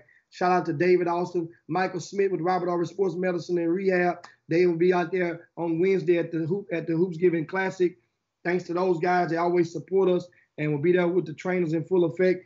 How about this? The question is, Melvin Dewey, he see that North Shore has jumped to number 3 in the basketball rankings. Those are the rankings on the TABC website, which governs the high school coaches in the state, the basketball coaches. It doesn't govern them, but a lot of the coaches are members of that organization, and college coaches alike of the TABC. And that's right, North Shore has jumped up to number 3. Remember, they opened the season, they went over to Summer Creek and beat Summer Creek like they stole something, and they haven't lost. They're undefeated, I think 3-0 going into this week. And Melvin Dewes asked me what they got over there. Well, one of the things they have Sam Benitez, who's a good, solid coach. He graduated out of Milby. He's been over there as assistant under Joe Price before taking over at Cy Springs a couple of years ago. Well, Sam Benitez has returned to North Shore last season, and these guys have bought into his ideology. Bottom line, they have nobody on the team with a Division I offer. And if you look back, that's not uncommon for teams that get out of this region and go to the state tournament. There have been a team every other year that have got out of this region, the Region 3, that did not have an abundance of Division I prospects on the squad. These guys, now one of the star player, Josh Cooper. He's a yellow bone, about 6'2", strong, and he's the leader of that team. They have another kid. I didn't know you called dudes yellow bone. Well, okay. All right. He called me. All right, help me out. Okay, come on. I didn't know. I just understand. Long as you don't put the word badass in front of it, you're good. Who else they got on the team? My bad. And so also Kose Egbule. That's another guard that's on that North Shore team. That's definitely a key component. And and like I say, this team, they will be in action at the Christmas crossover. So we're gonna release the schedule of the Christmas crossover next week. And I met with Marcus Sloan and I let him know, because that event is a collaboration between Marcus Sloan, Glenn Smith, and myself. So a lot of people may not know that. Hopefully that entice or encourage or influence more people to support the event, knowing that there's 3 young black males. Well, you ain't young. I'm old now. No. You young. You young in spirit. I'm old. But those 2 young, an old head and 2 whippersnappers. No. You transcend generations. You got guys of different. You got some young blood infused into your event. So that's good. That's a good thing. Yeah. And to host such an event of that magnitude, because here's the thing. Where's it gonna be, Jimmy? That's gonna the Christmas crossover is gonna be December the 20th and the 21st. Where? At University of St. Thomas, which is located in the shadows of Midtown Houston. Okay. Awesome. The University of St. Thomas, not St. Thomas High School. Okay. This is the only event in the state of Texas this year. On a college campus. That's on a college campus. That's right. I'm learning. I'm getting there. So think about that. Where we're going, it's a very convenient location, which is centralized. And once again, if you want to know the teams that are playing in it, go and get you a copy of the magazine. Oh, that's right. But Jimmy, I want to add something too. Trey Phillips has put some on there on the Facebook feed. He said that girls Texas Jamboree gonna be sad at the Village School. It's gonna be 8 games there. Who putting on that event, Trey? Do you know? I think it would be Rick Nelson and Jalon Debs would be. That's part of Rick's deal. Yeah, would have their fingers in that as well. Okay, I got you. Okay. Thank you, Trey. Trey, you know what? One thing, and I'm gonna say it today. One thing about Trey Phillips and Jimmy and you and I, we're gonna get better at recognize. Cause my young girl, who I bragged about, Jimmy, Kendall Hunter, won MVP. You remember I came back and I told you I saw a girl working out in the gym and was killing all the dudes? And then she come for Side Creek. Then she came and won the MVP of the tournament. So I want some kind of way. I want to start recognizing, Jimmy, we got on Women Rock Wednesday, I guess. But let me tell you something. I think we're going to have to find, Jimmy. I'm going to show you something. Okay. You mentioned those young girls, right? Yeah. They played against Summer Creek in the championship, right? Right. So you look, this is Summer Creek, Uh-huh. right here, right? Okay. That's Summer Creek roster. Okay. So then this is the program from the Texas Invitation. Okay, I got one of them too. Championship game, Uh-huh. right? So as I sit there and I look up Side Creek Uh-huh. as I'm watching the game. Uh-huh. I'm in the bleachers, Right. right? And right where my finger at, you see what this is? It's all blank. And it ain't no They damn, didn't put nobody, the girls' names there. damn excuse on the planet to not submit a doggone roster of your kids. You never know. They got the coach's name and not the kid's name. That's sad. That's sad. Really sad. I knew this. I remember that, and I say, man. So that means I would have to go and walk all the way to the floor That's to right. find out who the hell I'm watching. Trey Phillips, look into that for me, man. That's why I tell people all the time why it's so important, because guess what? Right then at the moment, there may be one little girl that may have did something really well in that game. I'm not talking about the star. Everybody gonna recognize the MVP. Mm-hmm. And the all turn. Well, Jimmy, I didn't know who she was until I saw her in the gym working out. I'd never heard of her. I met her dad. Yeah. Before I met her dad on Thursday, and then they were talking smack, saying we're gonna win this thing. I said, oh, Summer Creek, I'm down with the north side, so Summer Creek gonna get up in there. They gonna be right back there. And I say, well, come see me if they meet. Sure enough, on Saturday evening, I'm right there, and the father's right there, the two fathers of the two young ladies. And that's good. I like that. I like that. Came and said, man, what you think? I said, man, that was a good show. He said, well, that Hunter girl, that's my daughter. I say, that's your daughter. You talking smack? I said, you can keep talking smack. Yeah, you can talk all you want. Talk smack for a long time, and come to find out she's ranked among the top 20 in the United States of America. So that means she's an 11th grader. She has a chance to become a McDonald's All-American because she's already in the range. Right. So this young girl is good. Ken Skills. Her nickname, Ken Skills. Summer Creek is good. Hey, but Jim. On that day, Side Creek took care of their business and they owned Summer Creek. Jimmy, but Trey Phillips just asked what happened. Trey, we looking inside the magazine of the McDonald's invitation, right? And under and I want you, because I know you know the coach, under the Side Creek Lady Cougars, there's no name for the women, the young girls that's playing. Only the coach's name of Jennifer Alexander. No names for none of the girls. So if I came from Mars and I wanted to know who Kendall was or the other girls on the team, I had to go somewhere else and get the information. It wouldn't be in the book. So make sure that mistake from now on don't happen again. Tell Miss Jennifer that kind of mistake can't happen. And I think that was Jimmy. And you know what? And I give credit. Give credit to the coach from Side Creek because of the fact that I was watching her demeanor on that bench while she was coaching that team, and them girls were responding to her from the opening period. Now, remind you, Summer Creek, their head coach is about 6'4". So she's intimidating, and she so she can be physically intimidating from afar. Now, and her verbiage, she's barking, talking a little loud, and trying to influence her girls to get up. Is she black or white? She was doing the silent treatment. Well, not silent, but a low, soft spoken. Is she black or white? Which one? Side Creek's coach. She's Hispanic. Oh, she is? Okay. Yeah. Right. She's Hispanic. Okay. And that's what I'm saying. I was like, wow, two of the a Hispanic and a black African-American head coach in the championship game of this particular tournament. That's good. That was great. That was great. And then you look up, and guess what?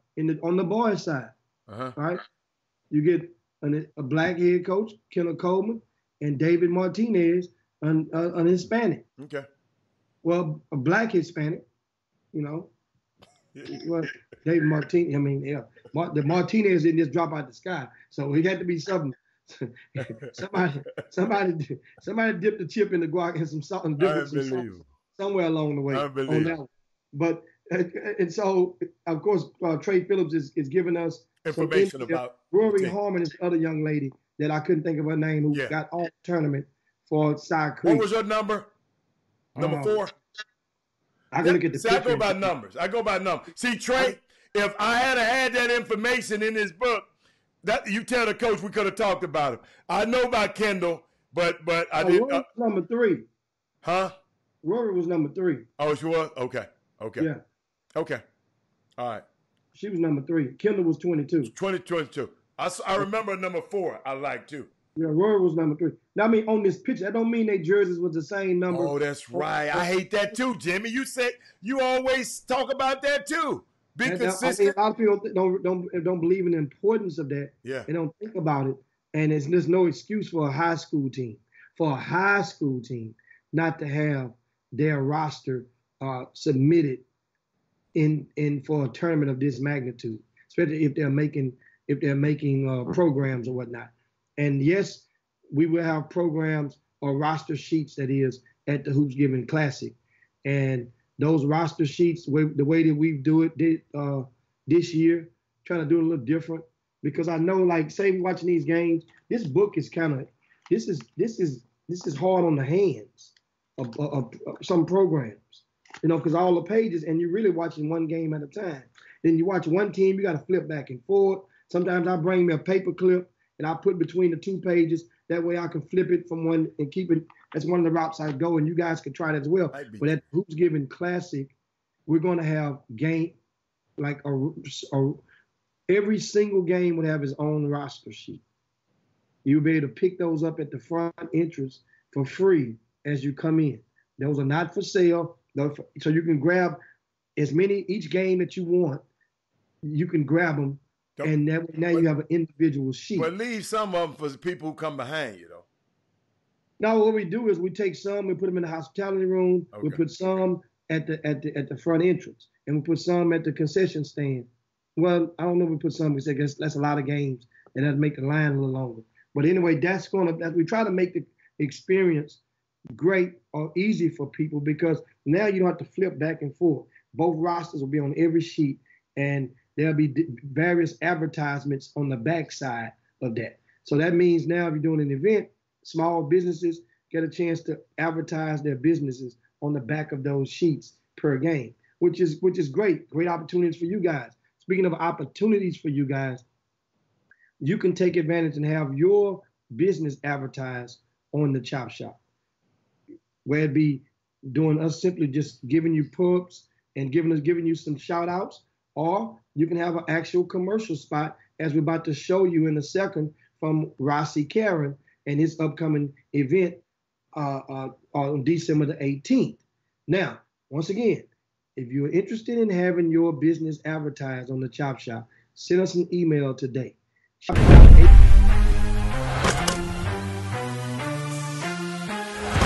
What's up, basketball fans? Rossi Karen here with U Sports Group. I want to take the time to officially invite everyone out to the Battleground 2K19, December 18th, here at the Toyota Center. The Battleground 2K19 will be one of college basketball's premier events of the season, featuring Big 12 powerhouse Baylor Bears as they take on the UT Martin Skyhawks. The defending Mountain West champions and preseason top 25 ranked Utah State Aggies will go head-to-head with the South Florida Bulls. And the Pac-12's Oregon State Beavers will battle Conference USA favorites, the UTSA Roadrunners. The background for this triple header will be the Athletes Against Abuse initiative. Athletes Against Abuse is a children's rights campaign created to inspire athletes to use their talent, notoriety, and influence to bring awareness to child abuse in our country. The A3 initiative will utilize this basketball platform to blend sport and service. For more information on the Athletes Against Abuse initiative or to purchase your tickets to the Battleground 2K19, visit battleground2k.com. So, join me here at the Toyota Center, December 18th for the Battleground 2K19. Yes, sir. I like that, Jimmy. And yes, man, that's Rossi carrying the Battleground December the 18th. And you guys can definitely get tickets there as low as $15. Now, let me see if we get how to get a little feedback on that. Oh, you want it? No, you back? What are you talking about? I was reverbing. I was feeding. I can hear. Okay, there we go. Now, what I want to share with you guys, something that's very, I guess, serious. You guys, there was a story that took over the news waves, unfortunately, in the past 24 hours about that was a 51-year-old lady that was killed by a pack of wild hogs. Feral hogs, yes. Down in Anahuac, Texas. Yeah. Anahuac is located in the shadows of the Beaumont area, in the way between, down there by Beaumont in the Port Arthur area. That's Anahuac on the other side of Winnie. Well, going down I-10. Well, this lady happened to be the mother-in-law of one of our fans of the Chop Shop. No. And yes, his wife's mother. And I can't think of the young man's name. And so any of you guys that's watching from down in that area, you know exactly what I'm talking about. But his mother-in-law was the lady who was the caretaker for an elderly couple in the Anahuac area. Caretaker, you go and you do the hospice care. Yeah. At the residence, and she had been working with that family for 2 years approximately, and got to work about 6:30 in the morning, and somehow the wild hogs met her in the yard before she can get to the door, and that's when they attacked her. It was believed to be upwards of between 10 to 15 hogs had attacked this lady, and her body was found in the yard, and the autopsy has concluded that was indeed the cause of death for her. And that's all I have right now. Once again, if you guys remember. Did you see the sheriff who found her? The sheriff, he said he'd never seen nothing like that in his entire life. Yeah, Wow, man, I did not. Oh, I saw it on the news last night. Blew me away. Coach Jimmy, I have seen some of them hogs in our community before, late at night, but I don't never get out the car. But I've seen some of them things. I haven't seen them in packs, but if you in a rural area or you out where, gosh, sad story. Wow. Oh yeah, it is indeed a sad story. And Melvin Dews, he mentioned, it says almost time for all-decade team in high school. He's talking about, well, you know what? The all-decade teams really, it would not. I mentioned that you would have to wait an extra year.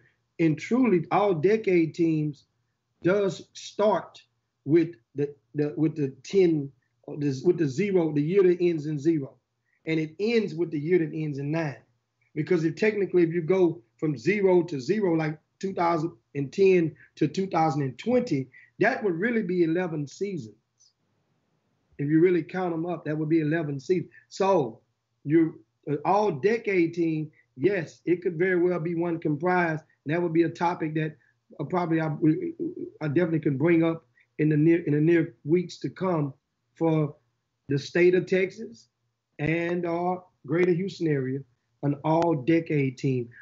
Boys and girls, how about that? Because we have so many McDonald's All-Americans from the girls' side of the fence who would make that all-decade team. That would be something interesting to talk about. But really and truly, if you guys are from Texas and you have a copy of the magazine and you have read that article about the top 100 players, right, from the past 50 years, if you read this article, what I'm interested in doing is I may come back in 5 years, maybe 3 years. No, 5. Let it resonate for a few years. and come up with the first team, second team, third team, fourth team, fifth team of those players, and go all the way to, that's 100 names, you know, a team with 10 players on each one. Who would make the first team of the top 100 players from all time? That would be really. I'll stay out of that because I don't know half of them guys. I don't know 90% of them anyway. So no, not exactly. You got to sit this one out. Yeah, I'll sit that one out. I'll sit that one. Like our guy Cecil Dutton was on the show earlier. He's an avid Wheatley grad. He was one of the top players to come out of Wheatley, and Cecil was one of the guys that were teetering and barely missed this list. Cecil Dutton, they tell me I was too young to have been able to physically recollect watching him on the court, but I heard that he had some juice back in the day. Well, do me a favor, do me a favor, then put your amendment on your chop shop, on your VIP room, and put people like Cecil and them on there. Since you didn't put Cecil in the book, we're gonna put, and I'm gonna talk about you today, Cecil, on the chop shop. Yes, Cecil was a bad dude. Hey, Cecil, email me your stats, and we'll talk about you. And guess what? You know what I'm going to do, Cecil? I'm going to put you up on the screen. Yeah. Cecil, I'm going to put you up on the screen, baby. That's for certain, man. And, of course, there are high school games around the area today.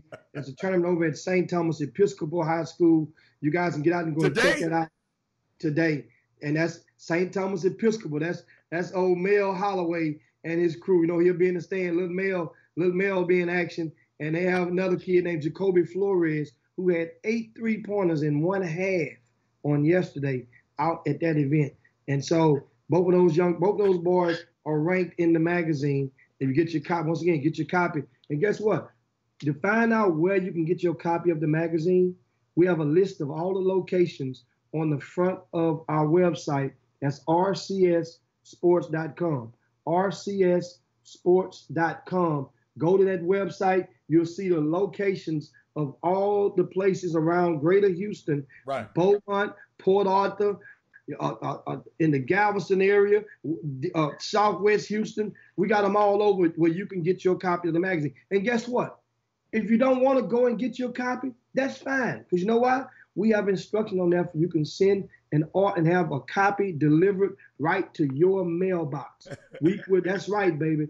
I would I would personally go to the post office and ship your copy out today. If you want a copy of the magazine, send us an email. Go to rcsports.com for more info and where to send the info to. That's awesome. That's first class. That's first class service. But Jimmy, I got to share some Troy Bieniemy. Troy Bieniemy said anybody who was just Rob on the back of their, not his last name, got to be number one. And I agree. Now guess what? I don't know the rest of them guys, but I know about that dude right there, Troy Bieniemy. Rob Williams would be my dude. First team, number one. That's the first guy I'd have to choose. Jimmy, hey. I remember that. That man had Rob on the back of his jersey. Ain't nobody ever did that. Have you seen that in NCAA history again?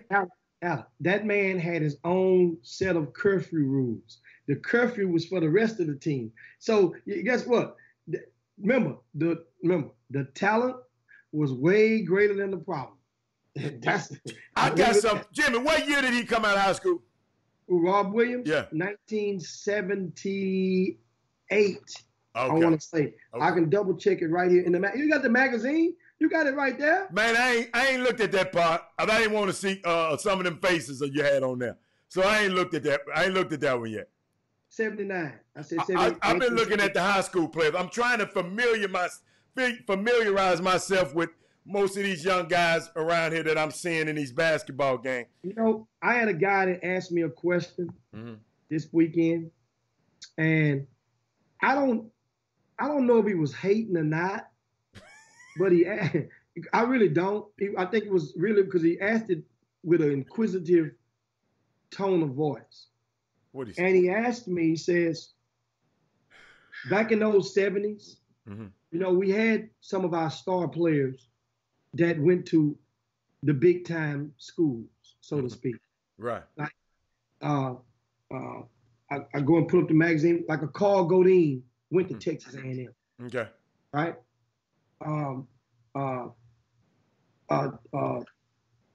What's my guy name? I'm just trying to think, man. So many of the guys back in those days. But what was he talking about? I know Dwight Jones went to U of H, Yeah.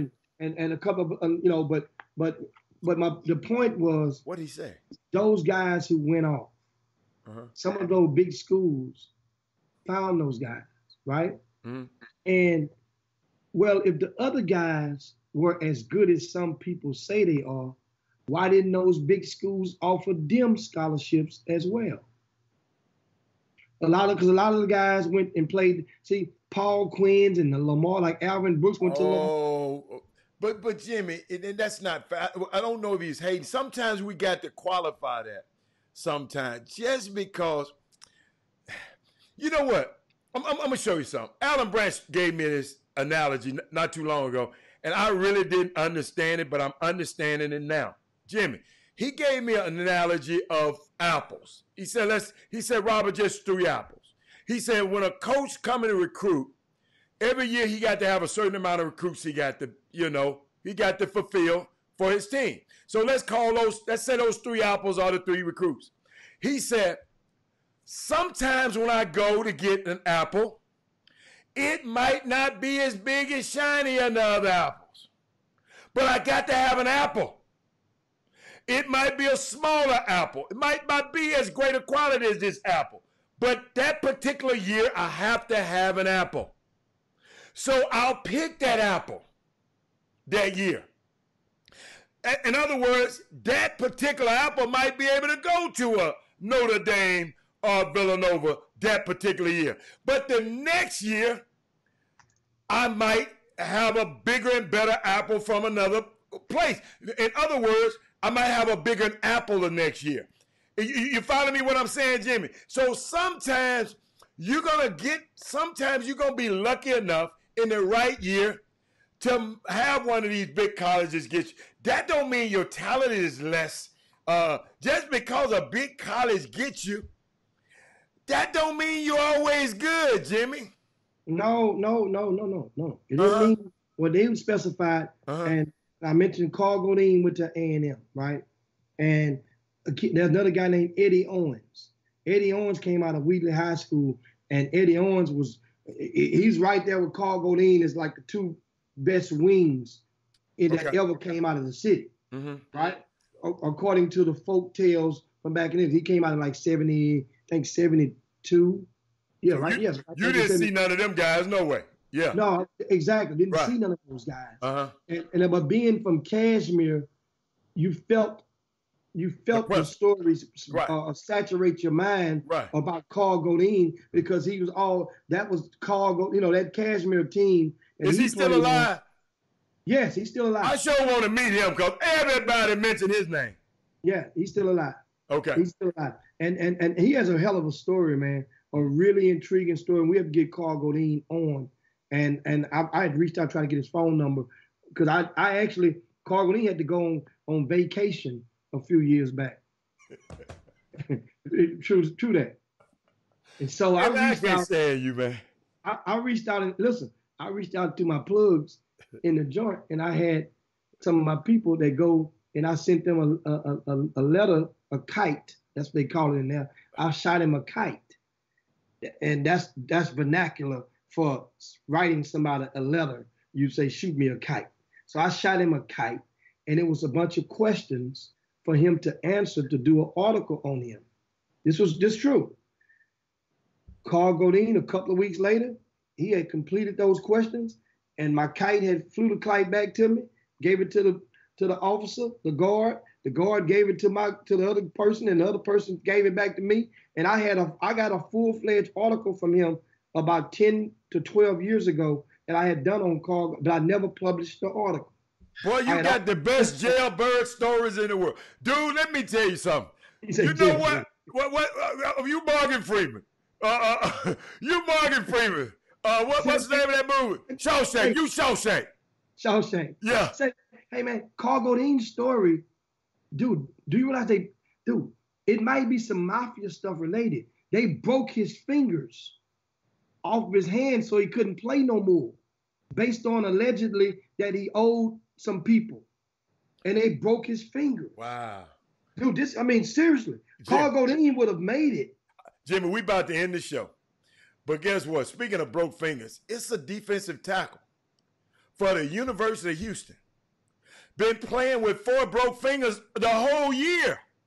Say he'd had more sacks if he could grab somebody with the other hand. I'm going to tell you his name tomorrow, man, because I don't feel like going through my notes. Jimmy, this football, y'all. It's a brutal sport, Jimmy. This kid been playing with 4 broke fingers the whole year. And you just triggered it when you talking about they broke the man finger. Man, it's unbelievable. But good. Hey, Jimmy, it's time to yabba dabba do this thing. I got it right that time. Hey, I'm laughing at Trey Phillips say stop snitching. Hey, Trey, you know what? When it's guards involved, it ain't no way for them to find out who it was and on that point, on that nature, because they don't know where it was at, where it happened at. That's why, I said it like that. So I did not say fly the kite. And you don't know which penitentiary they talking about. That's why I say I didn't do that. But at the same time, I'm laughing at it because he said, that's really funny. But anyway, guys, some of these stories, we're going to try to reach out in weeks to come and get some of those guys to come and share some of their stories. And in an effort, we're going to ask you guys to help connect and get some of the young people to watch and listen to some of the stories of our stars of yesteryear. That otherwise, where would they understand the history of the city to understand how this road was paved for them? And it's great, man. It's a lot of good stories. And you know what I like to do for tomorrow, y'all? I want everybody, when we come on the show tomorrow, you too, Jimmy, everybody, think of a person in history. Not your kin folks now. Think of a person in history that you would want a street named after. That's that easy. Think of a person in history. You remember they just tried to change Martin Luther King Street back to Paseo Boulevard. And I just want you to think of in history, Jimmy. Find just one person that you would want a street name after. Boom, boom, room. I want to hear y'all comments. Y'all can send them to us later, on the Facebook feed. But I'm just interested because somebody asked me that question the other day, and I'm posing it to y'all. So hey, Jimmy, it's time to yabba dabba do this thing and slide down Dino's back because I got things to do. You understand me? It's that time of day, man. Thanks, you guys. Don't forget, guys, the Hoops Giving Classic Wednesday. That's tomorrow over at Houston Christian High School. Games tip off at 9:30 in the morning. Check out the schedule on rcssports.com. Yes, that is our event, and it's going to be popping. So come out, let us meet, come out and support the event, support our efforts, and also support these kids out there that's getting it on. Jim, we going live from there tomorrow? And live, hey, that'll be the only place to go live. That's where I'm going to be at. Let's go then. Let's do it. That might not be bad. The Tassel Season, Westbury Christian, 11 o'clock. And definitely go live, if nothing else, or provide a live opportunity for you guys for about 30 minutes to an hour so you guys can get some of the action from up there. And, of course, how do you know if to check the signal at Houston Christian to make sure it will be validated for us to. Yeah, we'll try. We'll try. You'll try. We'll work. We got the hospitality room to beam from because the hospitality room won't be open until about 12:30. So that would be should be good and quiet for the most part up there. Don't forget, guys, Houston Christian High School tomorrow for the Hoops Giving Classic. Right now, in progress, I'm looking at the screen. Not looking good for the Georgia Bulldogs in Xavier Wheeler. They're down 20 in the first half. Dude, they got stomped yesterday. Yes, 2 in a row. Michigan State got their heads beat in yesterday, so they're bouncing back. They're at the Maui Invitational. Oh, I'm looking. Okay, I forgot to look. Okay, well, let's get out of here. Huh? What you got, Jim? 43-23, right, in the first half. with about just under 3 minutes to go. And Anthony Edwards is not having a good day at the office. 1 for 6 from the field right now. He didn't have a good day yesterday either, Coach. So guess what? Coach, it's gonna be some of the things about going to college, some of the risk involved. And you see guys like R.J. Hampton took the other route, and you see how this thing turns out. But stay tuned. We got to get up out of here. Let's get out of here, man. Cause we got it's Thanksgiving. I can get my barber plugging up the clippers right now to give me a good little trim. They're telling me to go. Jim got to get a trim, guys. See you guys in 22 hours. We up out of here on behalf of Robert Hatter and the hat. I'm out. Slide down Depot. Guess what? Man, you ain't doing that. You ain't doing that. I'm gonna call this some Big Red. Jim Hicks, Rob Hatter. You are now tuned in to the Chop Shop.